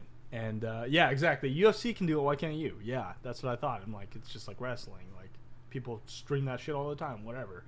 And apparently, it wasn't cool. I think the difference is that UFC is in a professional, safe setting. Yeah. Yeah. Whereas a street fight, you don't know what's gonna happen. Yeah. So I got banned for 2 weeks, and 2 weeks. I lost half of all my subs, so about $600-$700 a month that I've never gotten back. Never. Damn. Like to this day. Yeah. It's crazy. And that shit hurts. But what it did have a positive looking back. Like I'm still pretty pissed about it. But looking back at it and what positives I can take from it is like, I don't know, I was getting lost in the sauce, I feel like it's really easy for content creators and especially IRL streamers to be like, get to that point where they're like, controversy equals fame, like homeless people fighting, film it, like just kind of like treating real life like a video game-ish, and I don't know, losing kind of values. Yeah. Just doing easy content, being mean to people because it's content, like insulting people in public or talking shit about them because it's content. And we've seen that in a couple streamers who have been banned. Yeah. And you know, the toxic viewer base, et cetera, you know, it all kind of goes hand in hand. Yeah. I saw myself getting to that point because I'm like, hey, I just filmed a fight for content. Like, I need to get back to my moral values, which is where, you know, I want to do good in the world. Right. Like, if I'm going to be an influencer, and I feel like if you're a Twitch streamer, whether you like to admit it or not, I feel like there's a level of being an influencer there, even if you don't brand yourself as one. I want to make a positive change. I don't want to be like fucking Logan Paul, or I'd say Jake Paul. Jake Paul is a fucking interesting character. I don't remember which one is which, to be honest. Jake Paul's the one who looks like a sociopath. I still don't know which one's which. He looks like a hawk. He's just angry looking. Okay, gotcha. Okay, so basically, the realization that you made was kind of like the content that you were doing. You realized that doing that would kind of put your, I don't want to say liveliness, but your career on the line. That's not a direction that you wanted to go in, basically, because you recognized that if you were to create and share sensational content like that, right, you would go down the wrong path. Mostly like even moral, like just my moral standards for myself, and you know, because I don't know, if I have a platform where I can talk to people and reach people, and like there are people who are impressionable or younger watching me,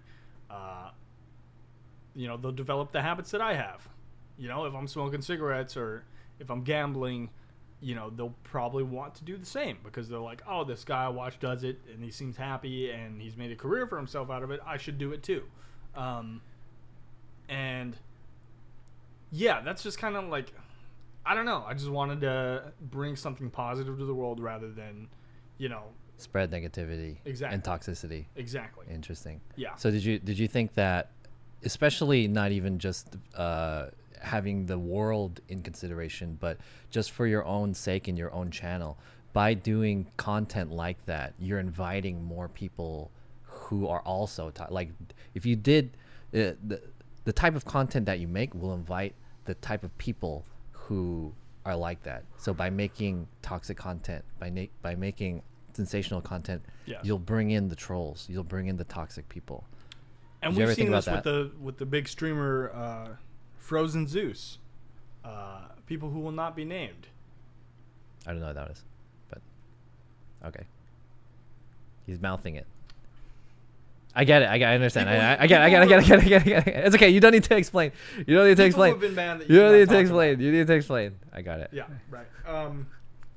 Have had that happen in the past where they let their audience grow to a point of toxicity where it can get them in trouble, and you know, people will like call bomb threats or like dox them or tell restaurants that they're have malicious intent, etc., etc. I didn't want my community to be like that, you know. Right. And something that's really cool that I am seeing is aforementioned person actually is turning their content and community around, which is dope. So it's cool to see, you know, because nobody wants to be hated. Intrinsically, humans want to be accepted. Yeah. And I think psychologically, part of that, why they have that toxic community, is because that is their personal view of being accepted. Is like, oh, these people are with me, you know. Yeah, because they're watching you. Yeah, exactly. Yeah, exactly. You're gaining a lot of the views, but you're not. You have a lot of people on you. You don't have a lot of people with you. Right. Exactly. It's kind of like a sacrifice.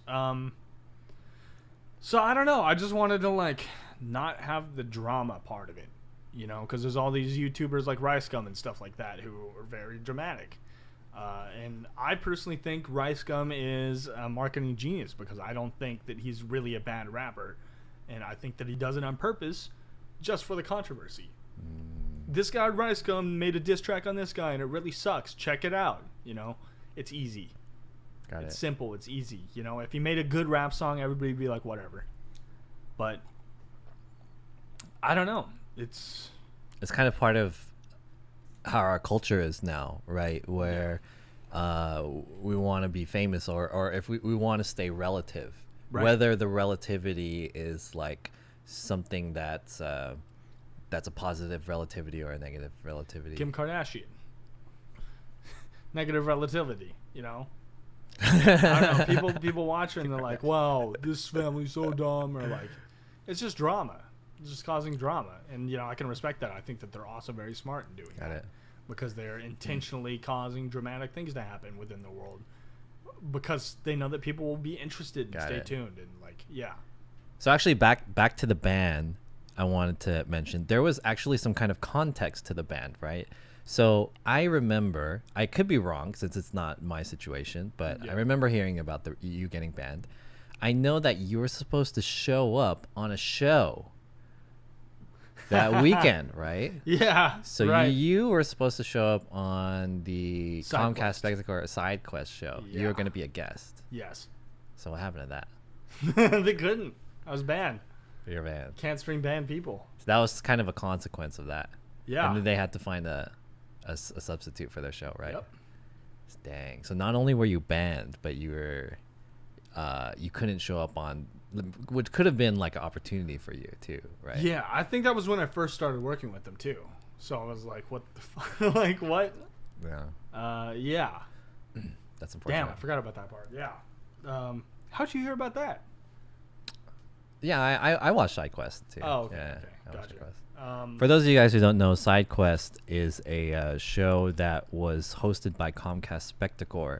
It was a very interesting experimental TV show, or not TV show, Twitch show that invited IRL streamers to do like an event at somewhere and do games and stuff like that. But it was specifically doing IRL outside with the camera and whatnot.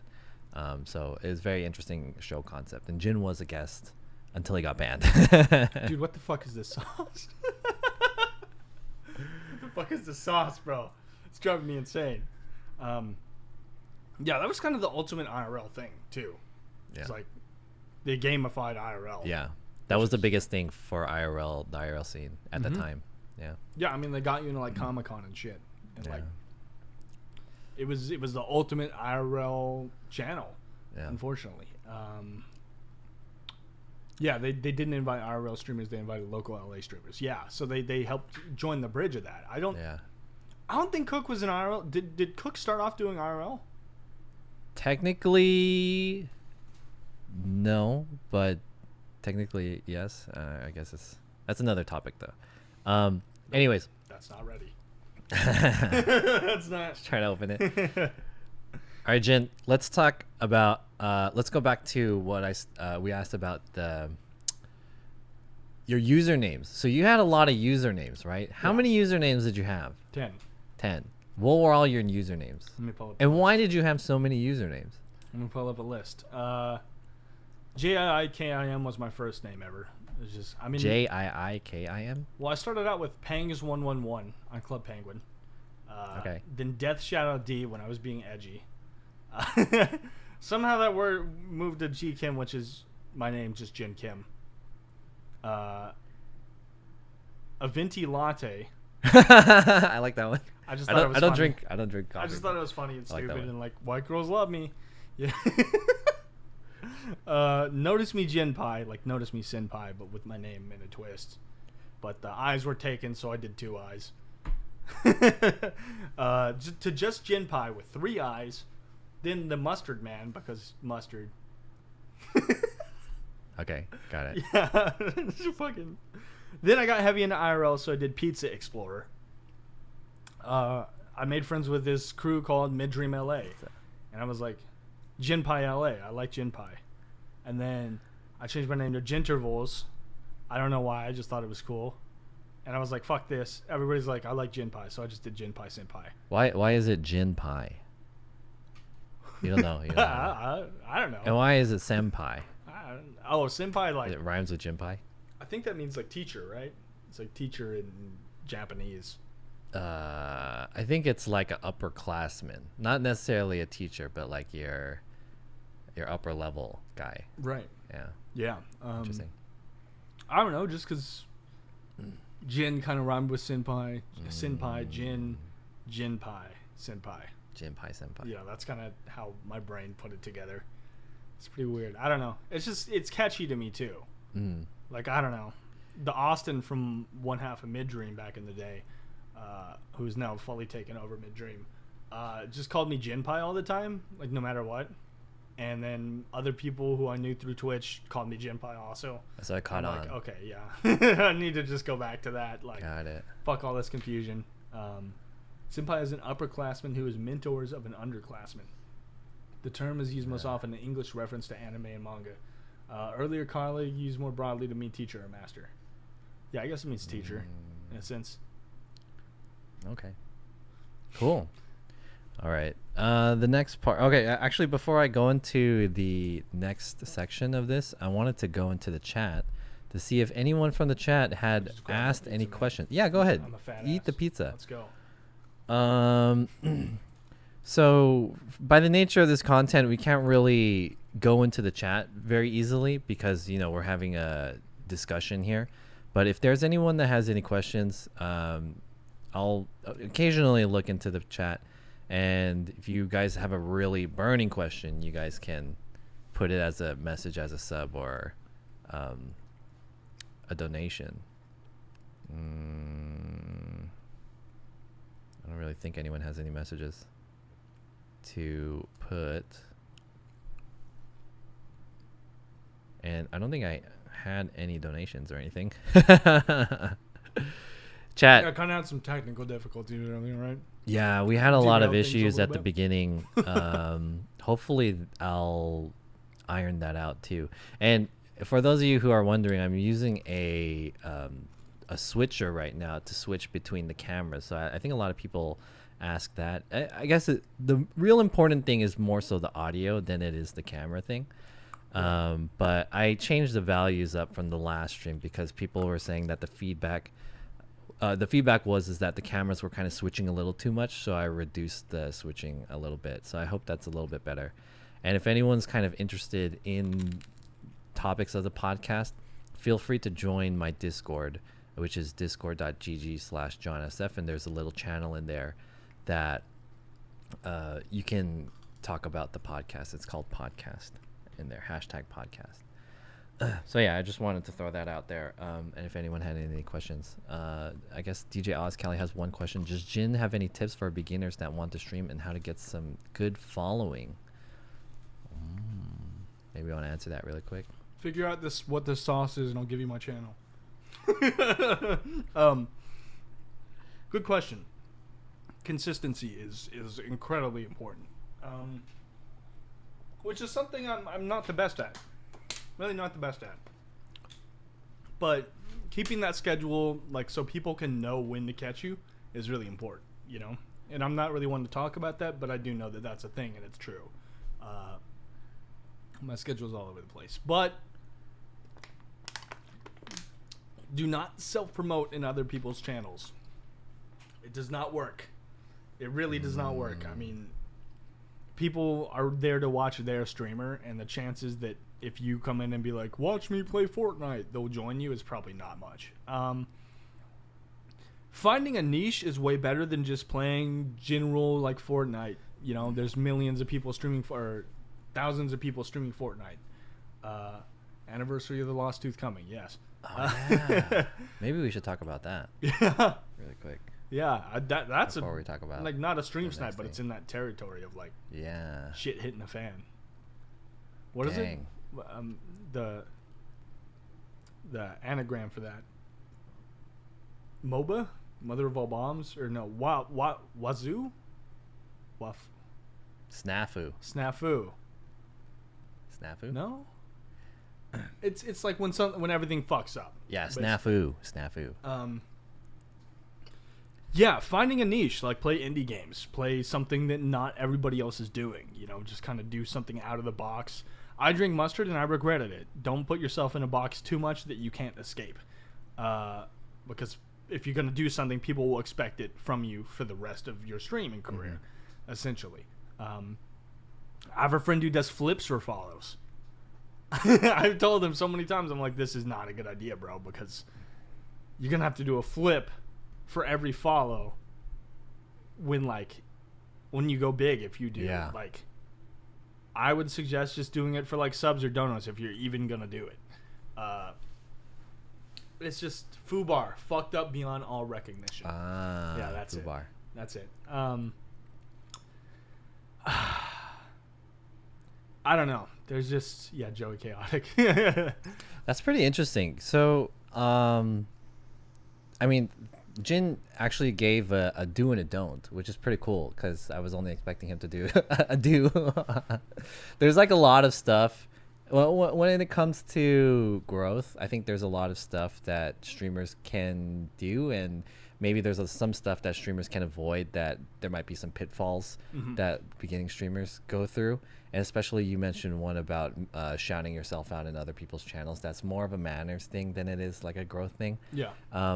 But you mentioned that being consistent in your stream is probably the biggest thing that you can do, and I agree with that. As someone who has reached partner, as someone who's a partner streamer on Twitch, I can tell you that the number one thing that you can do that's actionable within your control that will aid to your growth is being consistent and streaming consistently. That is the reason, is because what you need is you need people to come back to your stream. First of all, you need people to find your stream. Secondly, you need people to come back. Yeah. And the only way that they can come back is if you're open, right? They can't come to a store if it's closed, right? So you need to be more open than not. But you also have to find the balance between streaming too much and not streaming enough. Yeah. So I want to say, you have to stream at least 3 times per week in order to be considered a consistent streamer, at least, yeah. The thing that I make clear is that, like, to all my friends, because when I was, starting off, I'm like, oh yeah, everybody should stream. It's not easy. It's not. I mean, both me and it's not fucking easy. Like, you have to manage a community. You have to deal with shitty people and kids and trolls.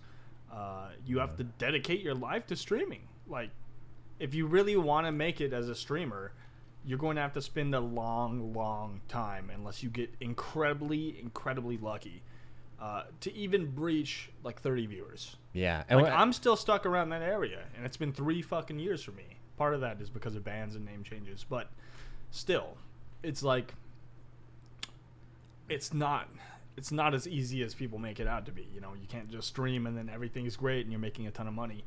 Oftentimes, you're putting in so much effort for way less than minimum wage. Like fucking $3 an hour or something like that, if even. You do hardly make a lot of money. But yeah, I wanted to make a distinction with what I said. So the reason why being consistent is so important, and that's like the number one thing you need to think about, is because that's the one thing that you can do actionably that only relies on yourself. I think that the second biggest thing that you can do is the discovery of your channel, and that that includes doing like collaborations, especially collaborations with bigger streamers. Totally. Are you gonna No. Are you gonna splatter that everywhere? It's not ready yet. It's not ready yet. So that involves other people, which can potentially be out of your hand. Yeah. I mean, just hanging out, talking, getting to know other streamers, especially ones around your level, help a lot. Like, for example, me and you, we share a lot of the same people. Like, we both know Replacement, we both know like Scentless, Warcraft Andy. Regulars in their chat. It's just from us like hanging out, especially with the RL stream. It's a lot easier to just stream together. If you're like a gamer streamer, you can do couch co-op or play with them online, and just kind of hang out in their chat, get to know people, and just like build your own community from there. And then, of course, one of the most important parts is to give back. If you're introducing people from another community to yours, it's important to send them back. Like, I think that one-sided approach is not going to help, even though it's easy to get into that, Right. Well put. So I think that now is a good time to kind of go in this mode where we'll talk about kind of the current status of being a streamer, especially Jin's current situation with your workflow. And I'm curious how you go about doing your channel, whether it be creating content, taking time to create content, thinking about the content you want to do, Right. especially with your schedule and like your workflow with your stream. And also you do other things besides streaming too. You do YouTube, and you said you recently are getting into TikTok, right? Yeah, I'm doing a bit of everything. Because I mean, diversifying, that's another good do, is diversify. Diversify your content. Take clips of weird shit or funny shit that's happened on your stream, and then put that on other social media platforms: Twitter, Instagram, Facebook, TikTok, all that.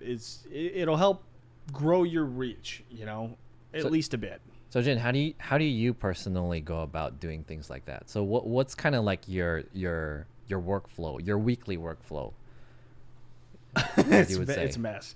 It's a mess. It's a mess. It's the same. It's like how my brain works and how you've seen on this interview so far, podcast so far. My brain just is not. It's not organized. Let's start off with streaming and making content. So do you take time to plan out your stream schedule, like what you're going to do for your stream, what days you're going to stream, and then from there, your streaming content, how do you syndicate that to like the other things that you do, such as like other social medias? Do you put your stream content onto like Twitter or Instagram or something like that, or do you keep it separately? Like what's kind of like your path over there? My streaming plan is always impromptu. It's like I think like 5 or 10 minutes before stream, like what I'm gonna do, or maybe even like a couple hours. But it's all pretty like. It's pretty rare for me to plan out like, oh, on this day I'm gonna do this, on this day I'm gonna do this. It's mostly just like, today I'm just gonna go out and do my best. So what's like a typical stream day for you? Like what kind of content does that involve? Nowadays it's going down to Venice Beach, just walking around the beach, talking to people. And sometimes, I mean, I'm sure you've gotten in that trap of like, is this what I'm gonna do for the rest of my life? People are gonna get bored. Like that streamer fear, I guess, of just your content being boring. Stale, stagnating, right? Completely. But I just do it, man. And honestly, like, the good thing about living in LA and what we pay for, the fucking streamer tax or the life tax, is that there's a lot of shit to do, and there's always a lot of tourists, and you never know who you're gonna meet, So yeah, just kind of going out and doing that. I also like I've been trying to add more interesting shit, like went on like a Ferris wheel, or not a Ferris wheel, fuck that. Like merry-go-round? Carnival rides. Carnival ride. With Watch Glow and some other people like a week or two ago. Right. It was fucking awful. I hated it, but it was good content. And it's nice to like throw in like a mix of that. But the planning for that's pretty weird. Okay. Yeah. And then so from there, do you switch that content to something else, or like how do you go about going into the other things that you do? Like, because I know you have a lot of subs on YouTube, right? How many subs do you have on YouTube? 13K? 12K? Wow. Wait, no, not 12. Wait. Yeah, like 12K. You need 1,000 to be monetized, right? You need 1,000 and also 100,000 hours of watch time. Jeez. How did you achieve that? Davey 504. So it was like a collaboration that put you on. He shouted me out. I was just rapping on Twitch, and then he shouted me out. Wow. Like a couple times. Like I was in like 4 or 5 of his videos, and that boosted me from like maybe 1,000 subs just straight up to 10K. Is that the guy that does the bass? Yeah, the bassist. Yeah, that guy's famous. Yeah, he's super cool, man. He's really cool. Yeah, so he blew up my spot. I mean, I just got really lucky. Happened to be in the right place at the right time, and just went up from there. Uh-huh. Yeah. I don't know, but that's kind of why I like being like a creative streamer too, is because like I can take that skill that I stream and use it in other aspects of my life. Uh-huh. You know, because for me, gaming is like, what are you really gonna do with gaming? I mean, you could go esports, and that's pretty much it. Maybe you can boost other people, but it's very hard to make a career out of. Okay. And that's why I wanted to like rap and stuff. It's like I can take this and turn it into a thing on its own. Like I like to diversify like that. I always want there to be ways I can take what I'm doing and apply it to other things and kind of learn and gather shit from there.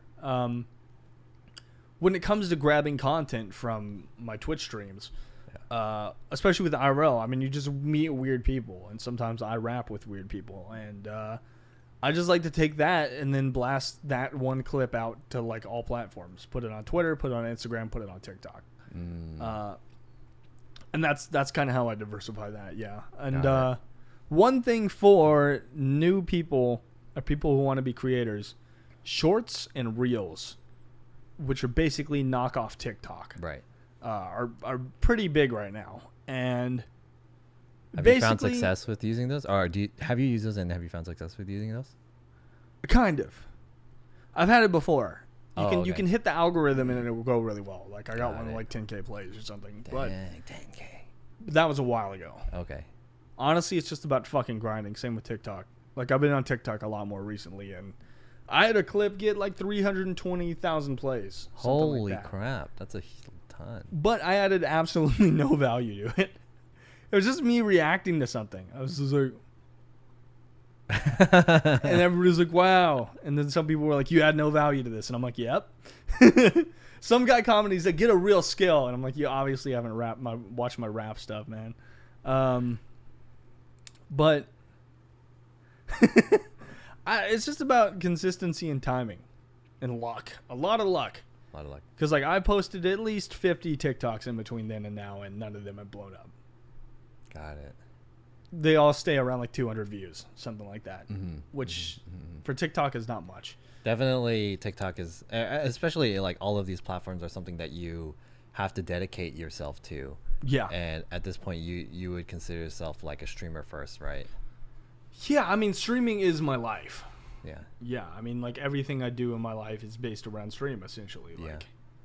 streaming is what I enjoy to do, and I could easily see myself streaming for the rest of my life. Jeez, rest of your life? Yeah, Crap, I love it, man. I love it. I wouldn't even do anything like that. I don't know if I would stream for the rest of my life, but anyways, that's pretty interesting. Yeah. DJ Ozcali is asking if you know a singer named Zakari. Zakari did a thing with Kendrick, I think. Yeah. But that's pretty much all I know about him. Yeah, I mean, streaming, like, I don't know. My mind's always on streaming. It's like I go to a cool place. I'm like, I could stream here, or what am I gonna do for stream tomorrow? Just in kind of a general gist, shit like that. Who can I work with? Who else out here is a streamer that I can do videos with? And like, I don't know. Yeah, I mean, as we were talking about like diversifying and doing what to do, like recently I got a show with this rapper. I had been doing some BTS for another guy, and I was like, fuck it, I'll stream it. So me and him would like just basically walked around, took photos and videos on stream, and we ended up at a dispensary, and I was doing footage there, and ran into this other guy named Little Surf, and he's like, yo, I'm gonna do a show, I need photography, video. And I was kind of like, yeah, cool, whatever. Like, I didn't think it would happen. Then last minute he hits me up, like literally like an hour late. He's like, come through the show. And I'm like, oh, okay. So I went there with stream, and I got to go like behind the scenes of the show and take photos and videos during stream, which was really cool. So yeah, I don't know, I'm trying to get into that, like incorporating my photography into my stream. And that's very like interesting. Yeah. So it sounds like you had like you had a rapper friend. Was he a rapper friend? The one that you said in the beginning? Yeah. You had a rapper friend that you were already involved with, and you wanted to do some type of other work that was not streaming, Right. like photography or something like that. And then you just brought on the stream to be like a vlog kind of sense, or like this is your journalism of this third thing that you're doing. Exactly. Yeah. Yeah. Totally. And then it led to other like bigger things. Basically. Yeah. And that's I the didn't story expect that it came in. Yeah. Yeah. So that's kind of cool that you're sharing it like that. Yeah, and I mean, I don't know. My goal with like why I bought the fucking expensive stream setup that I did is because my end goal is to travel the world. You know, whether it be me touring with rap, whether it be DJing or doing photography. Now that I've added that to my roster, I want to stream it. Yeah. You know, like I want to explore the world. You know, me and you see all these other streamers we know. Cook Sucks. just go to fucking Korea. Yeah. Just go and stream in Korea, and I think that's dope as fuck. Like, You that's think? something I wanna Do you think your life, in general, maybe like not right now, but just in general, is relatively pretty interesting that you would want to document it in this way? Like your life is interesting enough that you would like to share what you're doing. Honestly, yeah. I mean, I'm Yeah. just a weird dude. Like, I do weird the experiences shit. I meet that weird you people. yeah, the you feel like the experiences that you have and the things that you do, people would find that entertaining in some way Yeah, totally. or interesting. I mean, Yeah. just drive me fucking crazy. This sauce we got for the pizza, it tastes so familiar, but I have no clue what it is, and it's freaking me out. I'll ask them next time. I'll ask them. What's some fucking sauce, bro? Yeah, I mean, yeah. Yeah. I feel like I'm a bit of a narcissist, yeah. In a sense, you know, I mean, that kind of goes in the territory with Twitch streaming, you know, is like, Sure. you think you're interesting enough to broadcast yourself and your life, Gotcha. which is not necessarily a bad thing, you know, but Okay. I feel like, yeah, there certainly is a like, I'm putting myself and my life out here to the world, watch me, kind of thing to it, which is, you know, I wouldn't even necessarily say that's an unhealthy thing. But I definitely have it to the point where I'm like, yeah, like I want to go and be interesting, and I feel that I'm an interesting person, and et cetera, you know? So do you would you say you have any goals with your stream? Like you mentioned you want to travel. Is that like a goal of your stream? Huge goal. Yeah. Huge goal. Where do you want to travel to?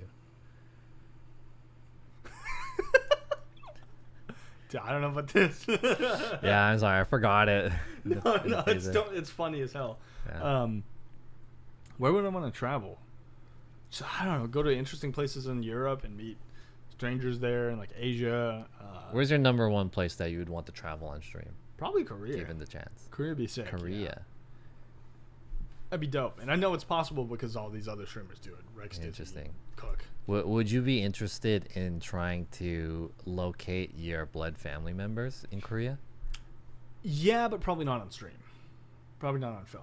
Interesting. Because That I mean, most adopted people have the opportunity to, or at least in my case, find their birth parents. And I do have that opportunity. I'm still waiting on that until the moment I think it's right. yeah. For me, that's when I'm successful. Because I just want to show them, like... And that probably drives a good portion of why I want to stream and make music and everything. Is Yeah. like, I want to prove that they didn't send me to America for no reason. You know? Because, like, if I go there, I'm like, I'm a SoundCloud rapper. They're going to be like, what the fuck? Like, you're not making any money, dude. What are you doing? I feel like that would be such interesting content. That's the thing. I mean, I don't want to make it sound like you have to do it for content, you know. It's like it's the content, but I feel like that's so resonating amongst a percentage of the amount of people in the world. Like I feel like there would totally be people who would want to hear that story of like, hey, I'm a live streamer now. This is how my life is. Yeah. And I'm gonna go find my blood relatives or whatever or something like that. That's where I'm tied. Pretty crazy. That's where I'm tied too. Is Yeah. like, to a certain extent, I don't necessarily know if I'd want to make that part of my life into content because it's so important to me. Like, Exactly. I show up and I meet them totally for the first get time. that. And there's a camera I totally crew, get and that. it's like, I don't know. Yeah, totally So get that is it too. But then another part of it is, as you said, like maybe people will get something out of that, or like be able to like, I don't know. That's a weird one. It's definitely like a very internal thing that you have to consider, but I mean, yeah, just thinking about it seems like so compelling. My thought is maybe after I meet them for the first time, then maybe I'll do like a thing with them. I'll be like, these are my birth parents, like, and be like, I didn't want to put me first meeting them on camera because that's fucking, like, I don't know. It feels like it could be weird to me. You know? Yeah, like a catfish situation where like you don't know what happens, and then I don't know, just showing up and meeting your parents and just like having to interact with the camera. Yeah. And like, I don't know. I don't necessarily want to cry on camera, and I'm not sure if that'll happen. Even though I don't cry because I'm a fucking ex, dude. My boss. My motherfucking ex, dude. I don't know. It's just a weird one. Okay. Yeah. You don't. I mean, you don't need to. You don't need to make a decision or anything like that. But Yeah. I guess that's just pretty interesting to talk about. Okay, let's go on to kind of the latter parts of this. As a service to the IRL streaming community, I think it's pertinent that we talk about your IRL streaming setup. You done with the pizza? I'm okay off the pizza. Do you want more pizza? No, I'm just gonna put it off the side. I'll have one piece and we'll have one piece. But let's talk about your setup first. How about that? I'm just gonna put this off to the side so that we have some space. Cool. We got the Gucci bag. The fuck, you know.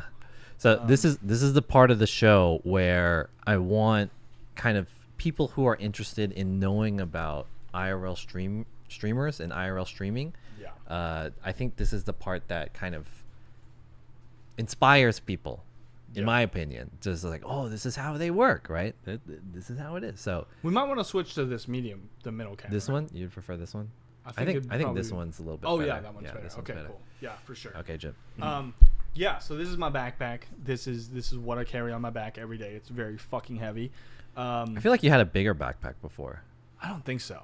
No? Okay. Nah, I think this is always the one that I had. It's mesh because it needs to be breathable because this router can overheat. It's a pain in the ass. My cable management right now is terrible because I had an issue with the cable yesterday where it just completely. I'm gonna judge your setup right now. I have like a grading card. John actually helped me with this. Did I? Yeah, you told me to get the grid it as well as these routers. I think. I don't remember doing that.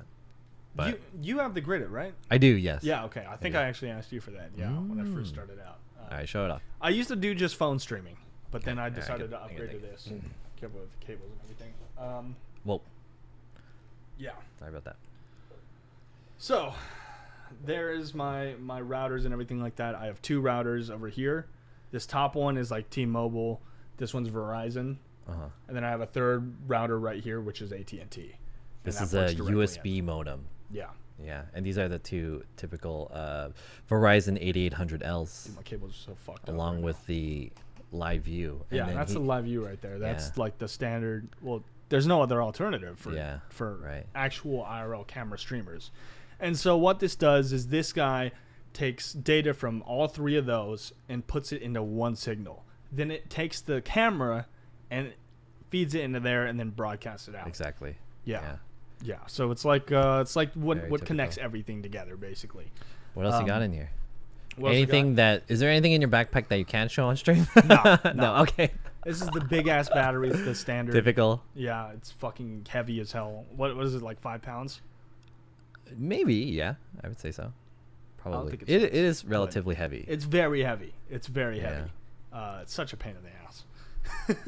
Okay. So you have all what else that do I in your got? front pocket. Do you have any personals, everyday carries, some EDCs in here? I see Normally, kind of. Maybe. nail trimmer or something. Not like a whole lot. No. Um, You have shoelace here for some reason. What is this? I used to have a carabiner, but I put my speaker onto this shoelace. This is a JBL clip Why didn't you just put it here? because it just hangs down. And it's weird. I Okay. like it over my neck, so I just Okay. do that. I have a bigger speaker I used to bring around for rap stuff, but I just don't give a shit anymore. So. Okay. This right here is just a backpack clip. You can slide your camera in there. And actually what I got for this camera right here is a GoPro adapter right there. So I just use this and basically just do GoPro shit. I've turned this into a GoPro camera with the Can mount. you take it off? Yeah. So I literally can just slide this out like any other GoPro. There you go. And then just swap it out. I have a helmet that has the attachments, and just slide that in there, slide it in there. I have one in my car. I can just fucking slip it in. Gotcha. That for me is I mean, for me it just makes it so much Before you put that back on, Yeah. can I see the selfie stick? Let's talk about your Yes. selfie stick, guys. Oh, and look I have a cable holder too right here in the back, so that way if I pull it, the cables don't detach or anything like Yeah. that. Good safety measure. Very fucking expensive. Look at this guy's selfie stick and how Here, hold huge this this one for me, selfie stick is. So this is his setup right here. 2.77 pounds for Yeah. the battery. Ah, I see. Oh, and he has the Yuan-Ti skeleton too. Yeah, I guess that's it's- just a protective case, kind Yeah. of. This right here is my selfie stick, my current one. Look at this huge boy. This right here is actually, you can take that off. Oh yeah, you can remove this. I guess this is the tripod Yeah, thing that you can just prop up like that. exactly. But this is the shortest you can make this thing, right? Look at the size of this compared to my forearm. It's that big. And you just carry this around? It Where also do you gives me put a it? sense of security, you know? It's like, In case motherfuckers you wanna test me, need just it. boom, bonk. It's my bonk stick, yeah. Okay. And then it looks like you have the bike mount over here that's easily pull out. See, I normally actually have a wristband. You have the wristband too. I put it on my wrist and then just slide it in, Uh-huh. but I can't find the other part of it. I've been looking like a motherfucker for that, but I have no clue where it went. I mean, it kind of depends, you know. That guy right there is, yeah, just for your phone. It's pretty standard. Yeah. I think I have one half of the wristband in there. And this is also extendable, so you can just, like... I've had Why different would you ones. want to extend it any longer than it's already? Crowds? That's I don't just know. huge. He just wants to telephoto it. I like the angle better. And Jin is already pretty tall. Jin, you're like 6 what? 6 foot. 6 foot. Maybe 6'1"? 6'1" ish. Okay. Yes. What else you got in here? Okay. Baby wipes. Some essentials.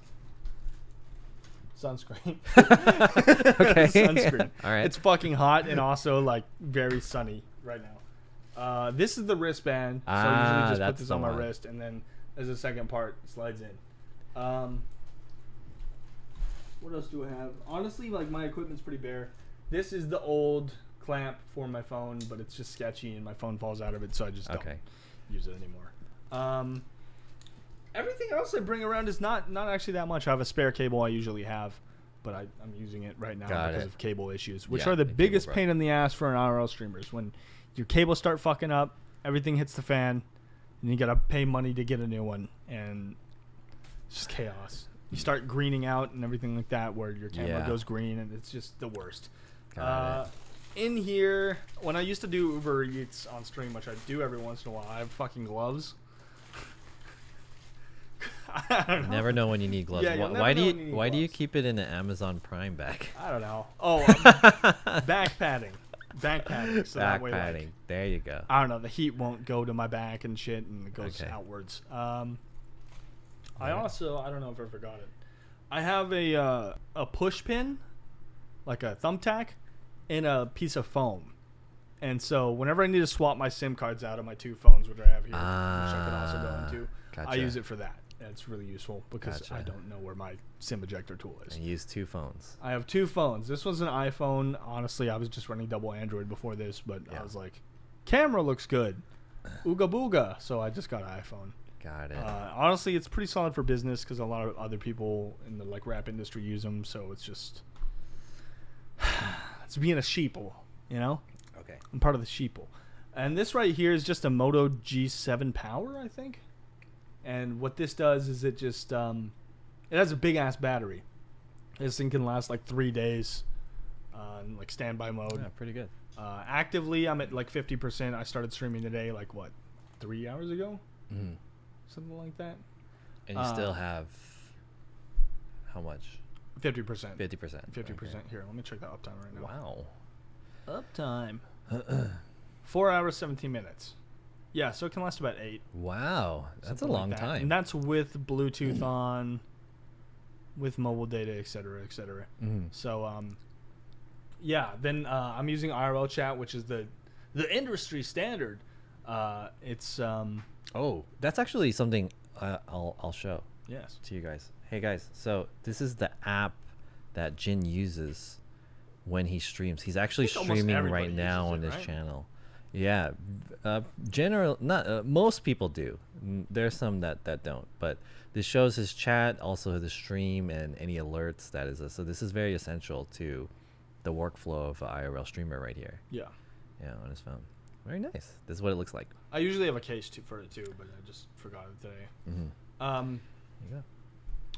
Yeah, so with this, inside of the app itself, I have my alert box. Yeah. 1 second. Let me pull that up. Yeah, so this is just like a rundown of all my alerts. What does alerts look like? It's so tiny, dude. What the hell? Why don't you make it bigger? So that way when I need to see shit, I can take a look at that. Okay. Yeah. From there, also, I have Tilt-to-Fire alerts from when I was doing a charity stream a little bit ago. I just forgot to remove it. And then a sound alert thing so people can play sounds. Got it. Yeah, and that all feeds into the speaker. So Yeah. that's why people can harass other people in public with voices, Got it. basically. Cool. I think that's pretty much it. Sometimes I have a light I bring around just When in it gets case dark. dark out. Yeah. Yeah. I don't really stream after dark because Venice gets sketchy. For sure. But- For sure. Yeah, I mean, I think in general it's kind of a bad idea to stream after dark. Yeah, for the most part for a stream, that's pretty much it. I like to keep it as minimal as possible to an extent because it's just heavy as fuck already. Yeah, sure. And you have to there's- carry that for hours. Exactly. You're doing it. And there's already so much shit that you're doing. It's just like a pain in the ass. Cool. Okay, chat. If you guys have any last questions for Jin, I think we're good about wrapping this up. But before we Which pizza do you go, want? whichever you don't want, you can just give me whichever you don't. You pick. I'm bad at this. All right, I'll just get the right one. This, All right. I'll eat this one. You can have that one. All right, sick. I wanted to give the chat a chance to ask Jin any questions before we go. I think we're ready to wrap this one up. It was a pretty good show. I think after we get some questions going on, I want to share one last thing, and that is the story between Jin and I getting punched in the face, which led to me getting my tooth broken. So I think that's a good story to end on. But before we start that story, I'll let chat ask any questions. Any good questions? Holy shit, man. Fucking nuts. How do you like the West Side? Why did you move in there from K-Town? 1 second. Now the gunshots are by the beach. Dude, I don't know how I know you really disliked your K-Town apartment, but in my opinion, Venice is probably the grossest place to move to. Yeah, I lived underneath like fucking 2 kids, and their parents would let them run around. Like you can hear yours sometimes. Yeah, my upstairs does that sometimes. But they would literally just for 15, 16 hours a day. Damn. Not exaggerating. Like they'd have breaks but they'd be from 2 a.m. to 7 a.m. running and screaming, and then they'd go to sleep for a bit and then wake up and fucking 12 p.m. to 5 p.m. running and screaming. It was chaos. I went fucking crazy. All my anger issues really flared up and stuff, and just I was done. But ultimately, why I moved to Venice Beach was for IRL streaming. As I say, it's part of my life, you know? It's if I'm in Venice, I'm around all sorts of tourists that I'm never, ever going to see again. You know? Yeah. So I can just be weird and do weird shit and not personally feel like I'm being judged. I feel like there's a lot of crazies there, though, and it's probably kind of loud. Do you live really nearby Venice Beach, or are you a few blocks away? Or it's I'm 2 blocks from the beach, yeah. Oh, so you're not too remote to it, right? No, but the thing is that I'm crazy. Okay, I'm match crazy. the energy. Yeah, exactly. So it feels like I've home. lived with fucking heroin addicts, meth addicts, just I've done and seen it all. I fucking went to warehouse parties and shit. It's whatever. So for me, I just find it very interesting. Okay. I find the people to interact with very interesting. I find that people down there who are crazy usually have a story, and that it's just, I don't know, it's fascinating. It's very interesting. Hollywood was very circular. You walk down one block, you come back, and then you walk the block again, and You know, with Venice they have that, but then also like 2 miles down it's like Santa Monica. True. There's also some malls and shit right by there, and just like, I don't know, it is some of the same thing where it's just like a circle, but I just feel like it's more interesting. Like, you're by the beach, there's sun out, people feel like they can go crazy. So it's interesting. I saw some good questions. Are there any other streamers that you would like to connect with and collab? Says Hilario Garcia. Nest and John SF. That's a Do you have any like Tech dream ones? Tech Tourist would be Tech sick to meet up Tourist. with. I've never met him. Okay. Relic was in town, but I missed him. Jake and Bake. Jake. I fucking love Jake. I stream sniped him once.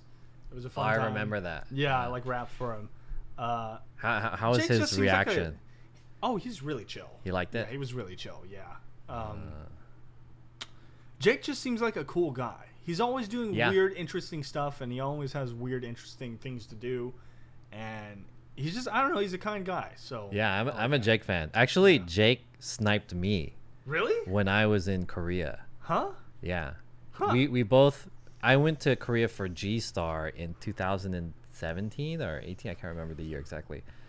And then Jake was there too, streaming, and then he saw me with the backpack. And in Korea, not many so people he didn't, had like, the go on your backpack. stream and like. No, Oh, okay. he just saw me, and I had my camera on, and Gotcha. then he sniped me. That was interesting. Yeah, Joey Chaotic. Joey's great. Andy Milanakis would be fun to stream with. Yeah. He just seems like another crazy, interesting guy. Okay, I have a question. Is there someone that you would want to collab with that's not a streamer, or not an IRL streamer? Maybe a streamer, but not IRL. Someone out of the realm. Lil Uzi would be fun to collab with.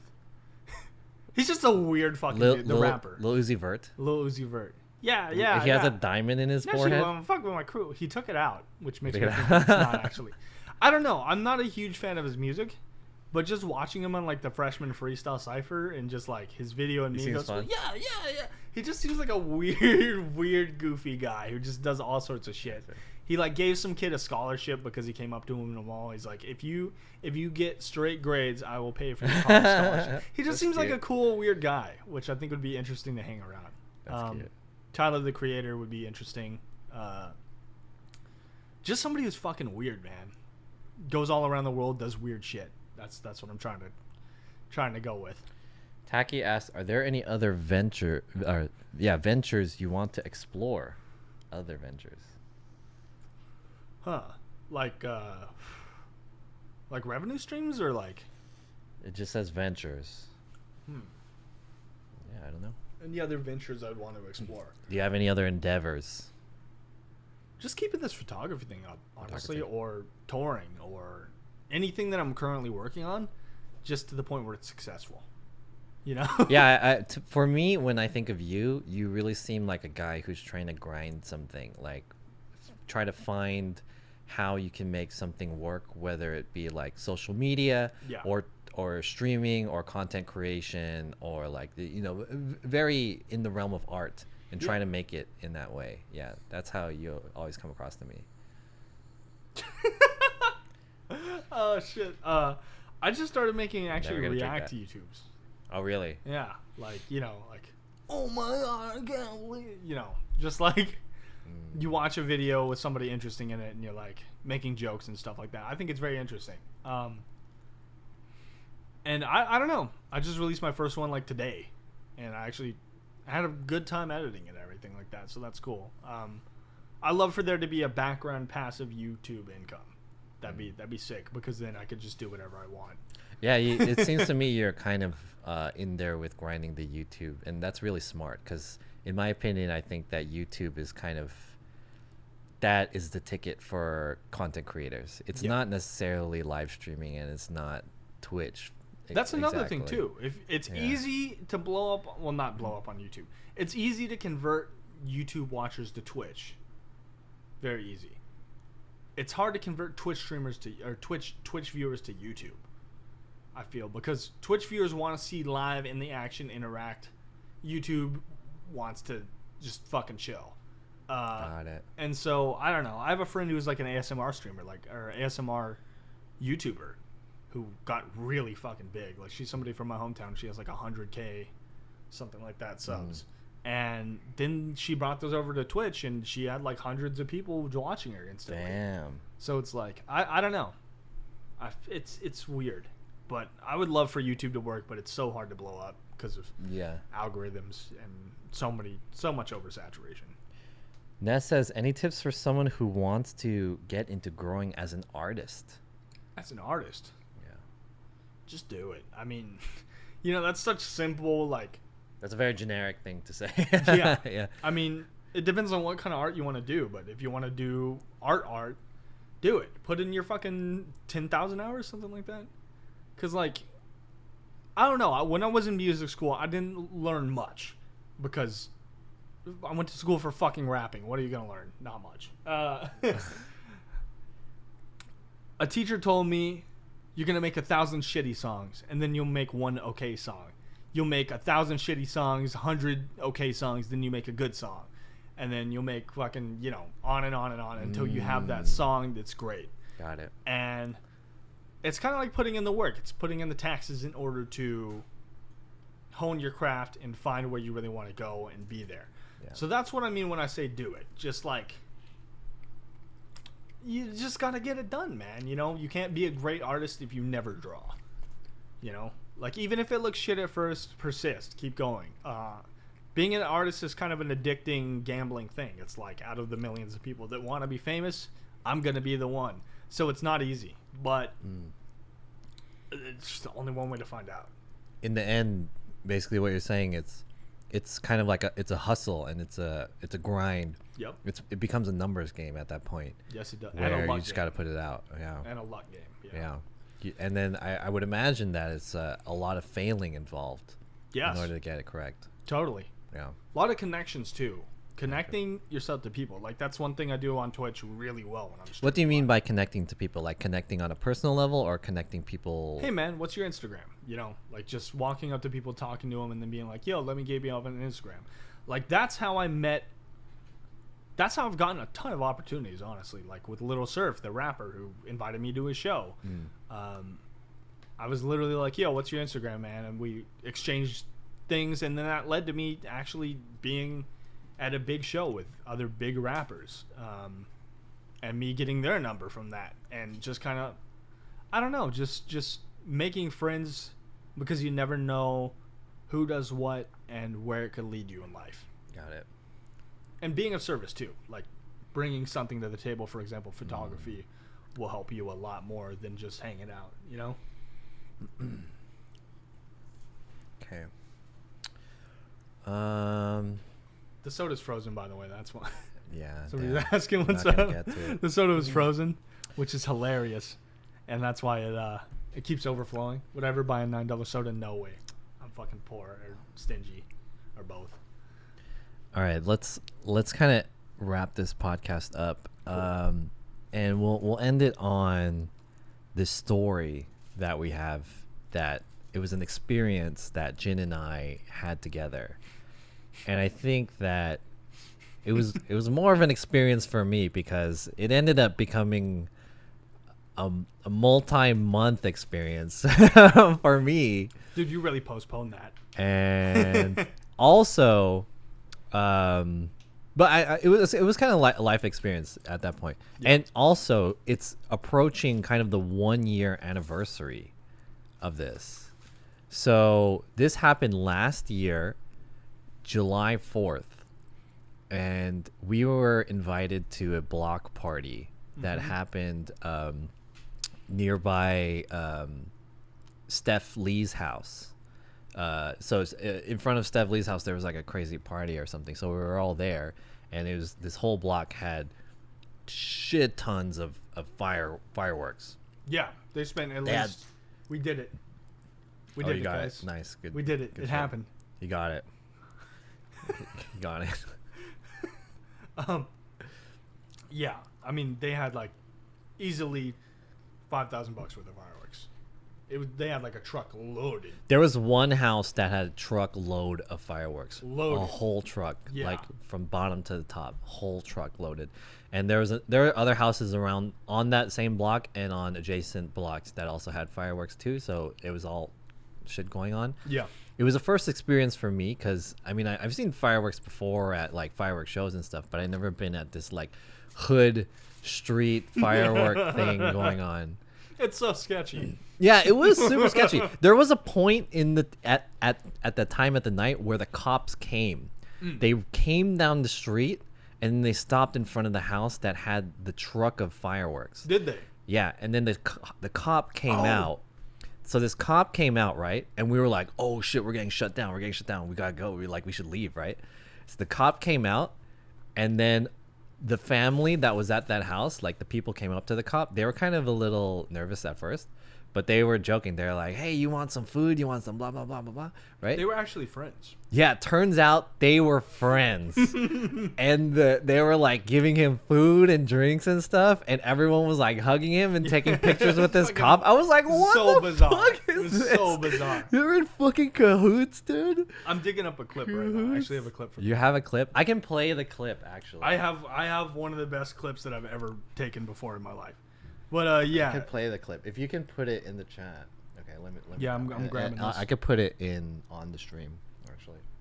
Trying to figure out where this is. So anyways, Jin kind of alluded to what I'm trying to get at first.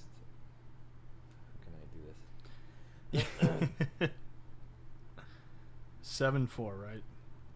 Okay, yeah. So put it in the chat, and then I'll put it on the stream. All right. And I'll keep talking about the story. So at the very end of the night, I was already kind of like tired of all the fire, because in the end it's just like noise and shit going on. It's also really dark too. Yeah. So all you really see is like the flashes of the fireworks. So I was like getting ready to go home, but there was like a taco truck at the end of the street, and I was like, all right, at the end of this stream, let's go check out this taco truck. So we'll go check out the taco truck and we'll walk down the street. I was like, Jen, you want to come with me? He's like, all right. So we're both streaming.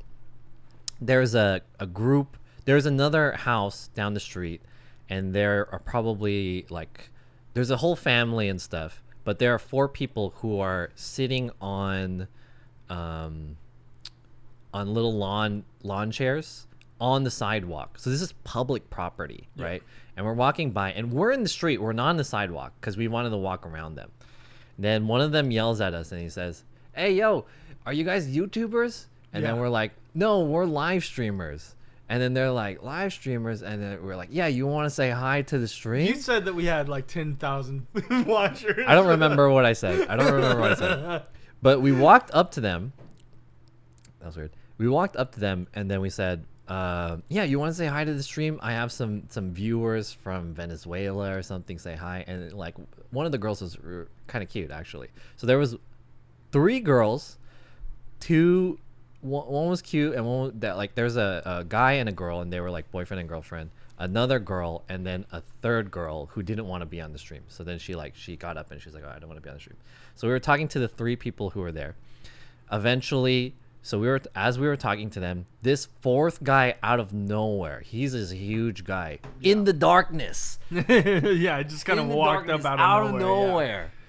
Just without saying anything, hit Jin. I barely, like, it was out of my view. He hit Jin. I saw Jin like move back. I was like, huh. I turned, and then I got hit, and it was a decent knock, right? I was like, Yeah, oh, fuck. it was this big dude. Like he was fucking. Yeah, big. he was a buff dude. Right. He was a buff dude. He not like, I don't want to say like a buff as in like he's a bodybuilder and he's fit and stuff. He was just big. But he was just a big guy. Yeah, Yeah. he was a big He chunky probably guy. did a bit of like muscle work, Yeah. but like for the most part, he was just a fucking. Yeah, I don't want to say he was fat, but he was on the chunky side. Anyways, he punched me. He punched Jin, and then he punched me. I reeled back a little bit into the car, and then I realized like, oh shit, I got hit. Like, what the fuck? And then I reached into my mouth, and I noticed like I was wondering if I was bleeding from the punch. I didn't see any blood, but I noticed there was something wrong with my mouth, and I was like, dude, my tooth is gone. My tooth, and I was like, oh fuck. It was like, dude, I have to go back. So I went back into Steph's house, and she was like, oh my god, are you okay? And so I was like, I was looking at the And everybody's like, in stream. Yeah, I was like, should I end? I didn't know what to do. I was like, dude, should I end the stream? I don't want to get banned. The number one thing in my head was that I didn't want to get banned. Yeah. I didn't want to get banned. So I was like, all right, let me put this on the BRB screen and I'll give it to someone. But the other thing is I kind of wish that I continued to stream. That way we would have like the evidence of his face and stuff like that. Yeah, but also we definitely would have gotten banned. Yeah. So yeah, it was kind of like a half and half scenario where we didn't want to get banned. And like what would have been the right thing. But honestly, for me, the number one thing was... Okay, the number two thing was I didn't want to get banned. The number one thing was... I wanted to get my tooth back. So I was like, Steph was like, oh, here, I'll give you some salt water and stuff. So I remembered maybe about 2 weeks prior to that, I watched this video about what to do if your tooth falls out. So there's a way that you can save your tooth. You have to get the tooth and you put it in milk. But Steph, didn't have real milk. She only had like almond milk or some shit. And anyway, so I was like, preparing or whatever. I was like trying to, like think about what I'm gonna fucking do because I was shooken up, and I don't know what you guys were doing. So maybe you can fill it in at this time because I know that eventually he and some other guy came to Steph's house to like apologize or something like that, right? Yeah. I mean, dude, I was outside just fucking arms crossed. I was like, bro, no. He's like, yo, man, he was super drunk. Yeah, he was obviously drunk. He was real fucking drunk. Yeah. The big guy was like, yo, man, my friend wanted to apologize for punching you. He gets like this when he's drunk. I'm like, dude, it's cool, whatever. And it's like, the guy tried to like, wasn't he like trying to shake our hand or something? I don't know. Like, Yeah, eventually. Like, no, dude. Eventually, I came out because I wanted to see what was going on, and I wanted to find my tooth. And then so he came up to me, and he was like, yo, he was like, I apologize. Like I forgot what he said, but he said he apologized. And then he said like, I'm not going to pay for anything. And I was like, right. I saw his hand and his hand was bleeding because it hit my other tooth. And I guess it dug into his hand. So I saw that one of his hands was bleeding. Victory. Yeah. And then I was like, dude, I don't care. I just want my tooth. Right. And so I walked over and we were with Rooney. And so we were like looking for the tooth on the ground in the dark, in the grass. I don't know how Rooney did it, but he found the little shard of my tooth. Crazy. Picked it up and then went back to Steph's house and I put it in that almond milk. Yeah, so my theory behind it, what we had thought about, because we looked at his Instagram or his friend's Instagram. I think we got it somehow, right? They were like, what's your Instagram? And we had it. We had that one of the guys, the initial guy's Instagram. Yeah, and so we looked at it, and it was like, haircuts, cash only. And it looked real weird. And we kind of like, I feel like me and some other people deduced were like, this could easily be a money laundering thing because it didn't have any reputation. I don't know.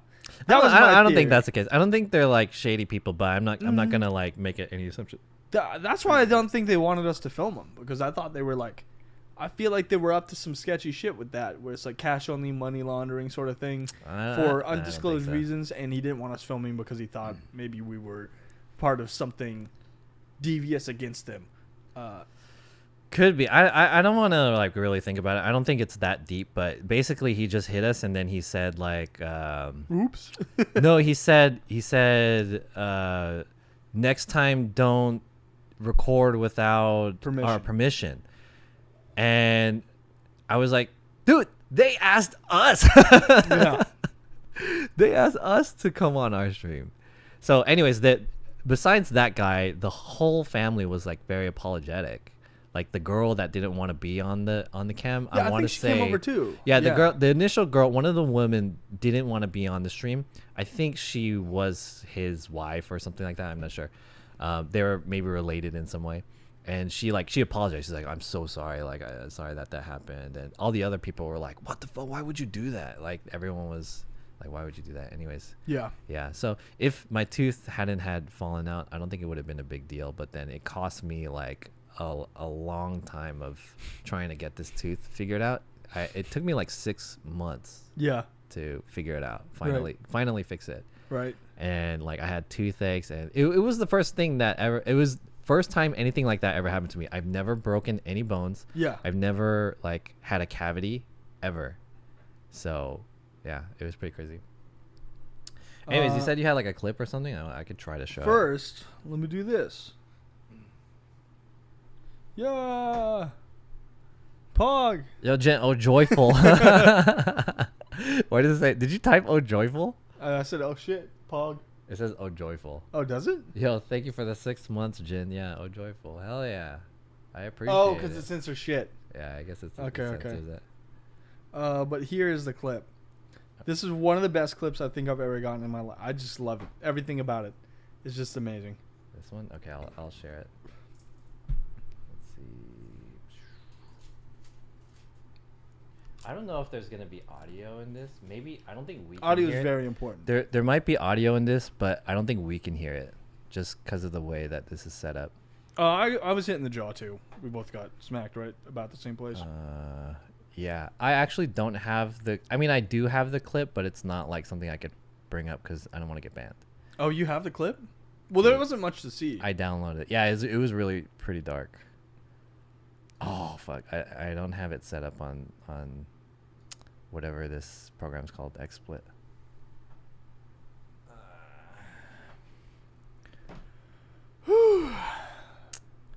Damn, can I show this?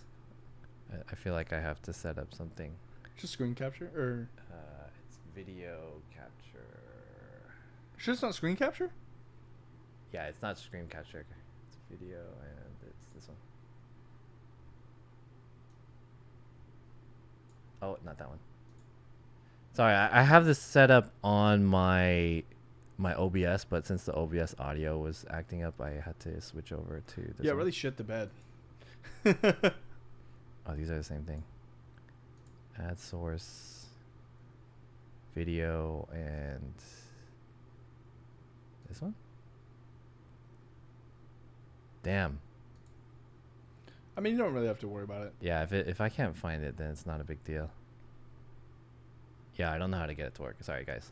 I don't have to get it to work, but Jin linked it in the... Watch the video on your In the own. But chat. I'll show you it now. Oh, what did you do, Jin?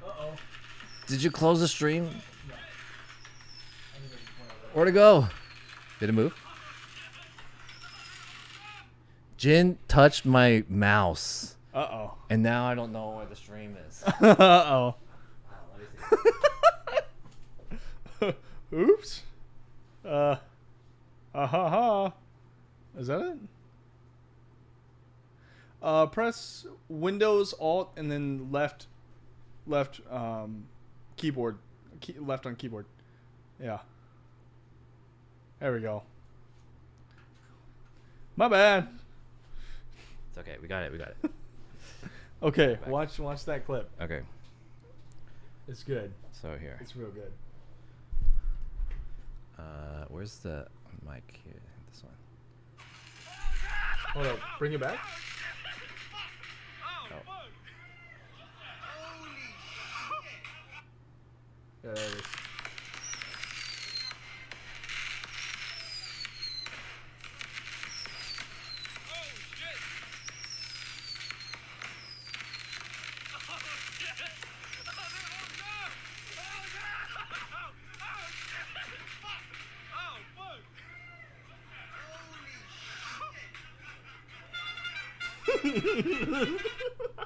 Oh yeah, they had like a mariachi. I forgot about that.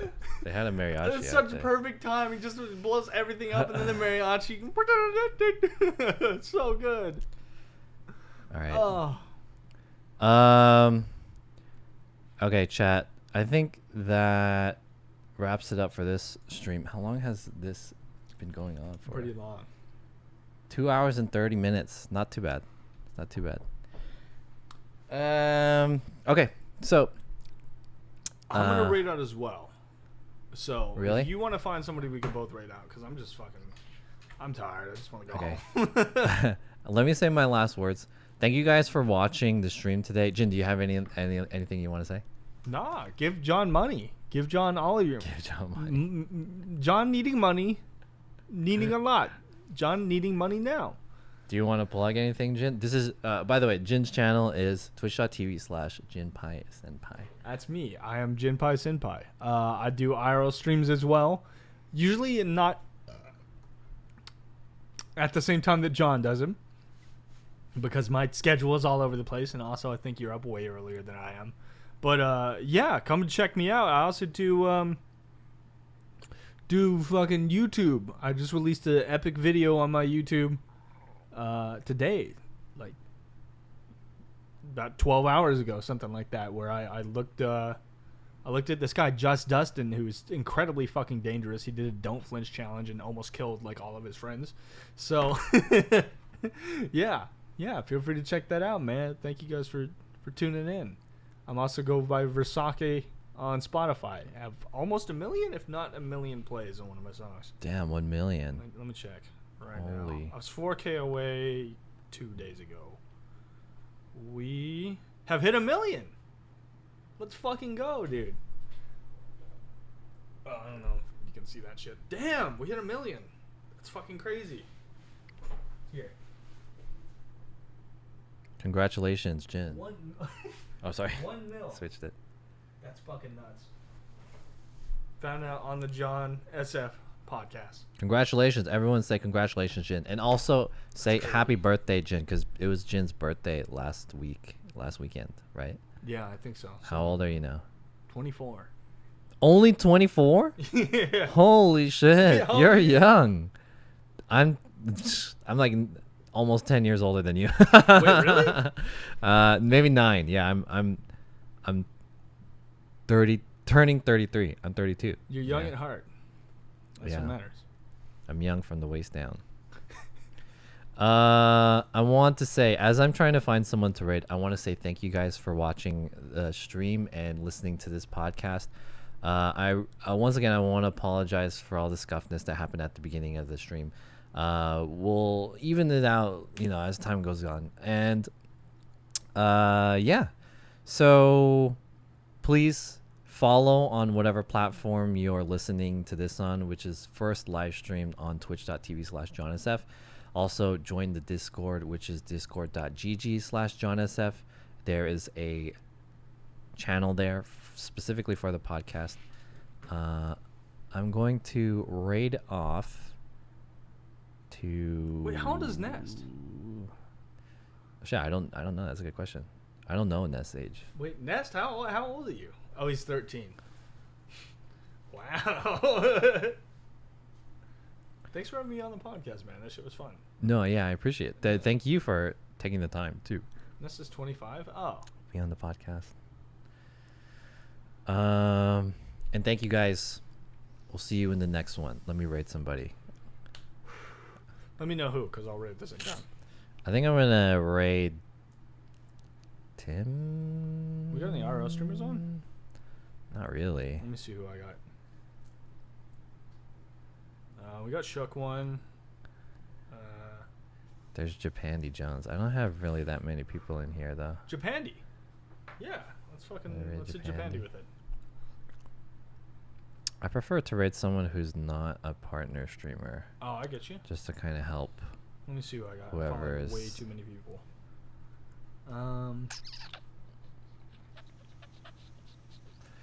I feel like the time that I do this podcast, not really many people who are This doing is my prime IRL. time, man. Bebo Boop. He's a partner streamer. Oh, is he? Yeah. I think it's just because he's in Japan, right? No, he's been partnered before. He used to do some gaming or esports or something. Oh, okay. Got you. Nomadic Yeah, Gaijin. let me go on Princess Outdoor Drone IRL. Flake? Yo, shout out. Oh, it's Princess streaming? Is she streaming? Shit. Shout out Opie fans, by the way. This is my friend's clothing company. The back says boobs and hentai. It's very epic. Okay, yeah, let's raid Princess Drone Flake. Sure, why not? Princess Drone Flake. Sounds like a plan to me. She's indoors, but She's it's normally fine. an IRL It doesn't streamer, so need to be indoors. Don't or end Princess outdoors. rating you? Wait, no. No. Tell her no. Wait. Wait. Tell Princess to raid somebody with us. Hold up. All right, I'm already rating her right now. Oh. I think. Am I Cancel it ra- if you can. Am I rating her? Yeah, it says so. Cause she's about to raid Oh, is she? me. Yeah. She's gonna raid you. We'll just raid hop, I guess. I don't know. That's wild. Alright, Let me check out Outdoor I'll IRL. pick someone Let me see else. who's on. Shout out Outdoor IRL. Outdoor IRL. Let me see. Who we got? Non-partnered.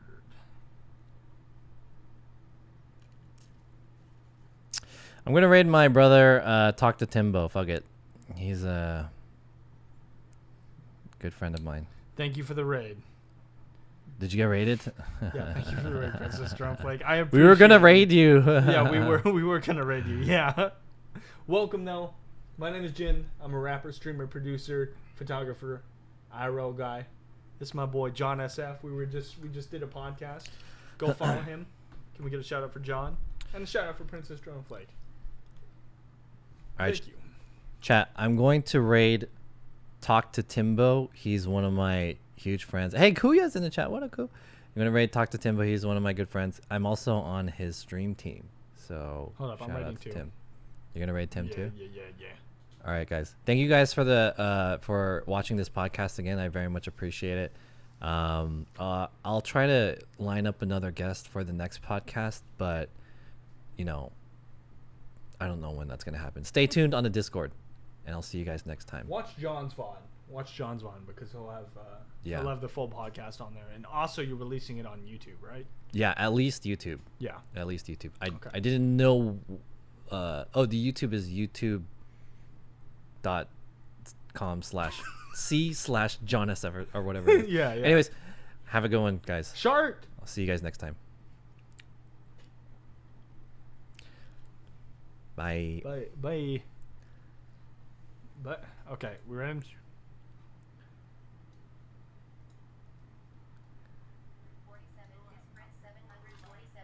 All right, I need to turn this thing off. Bye, everyone who didn't go in the raid. Bye.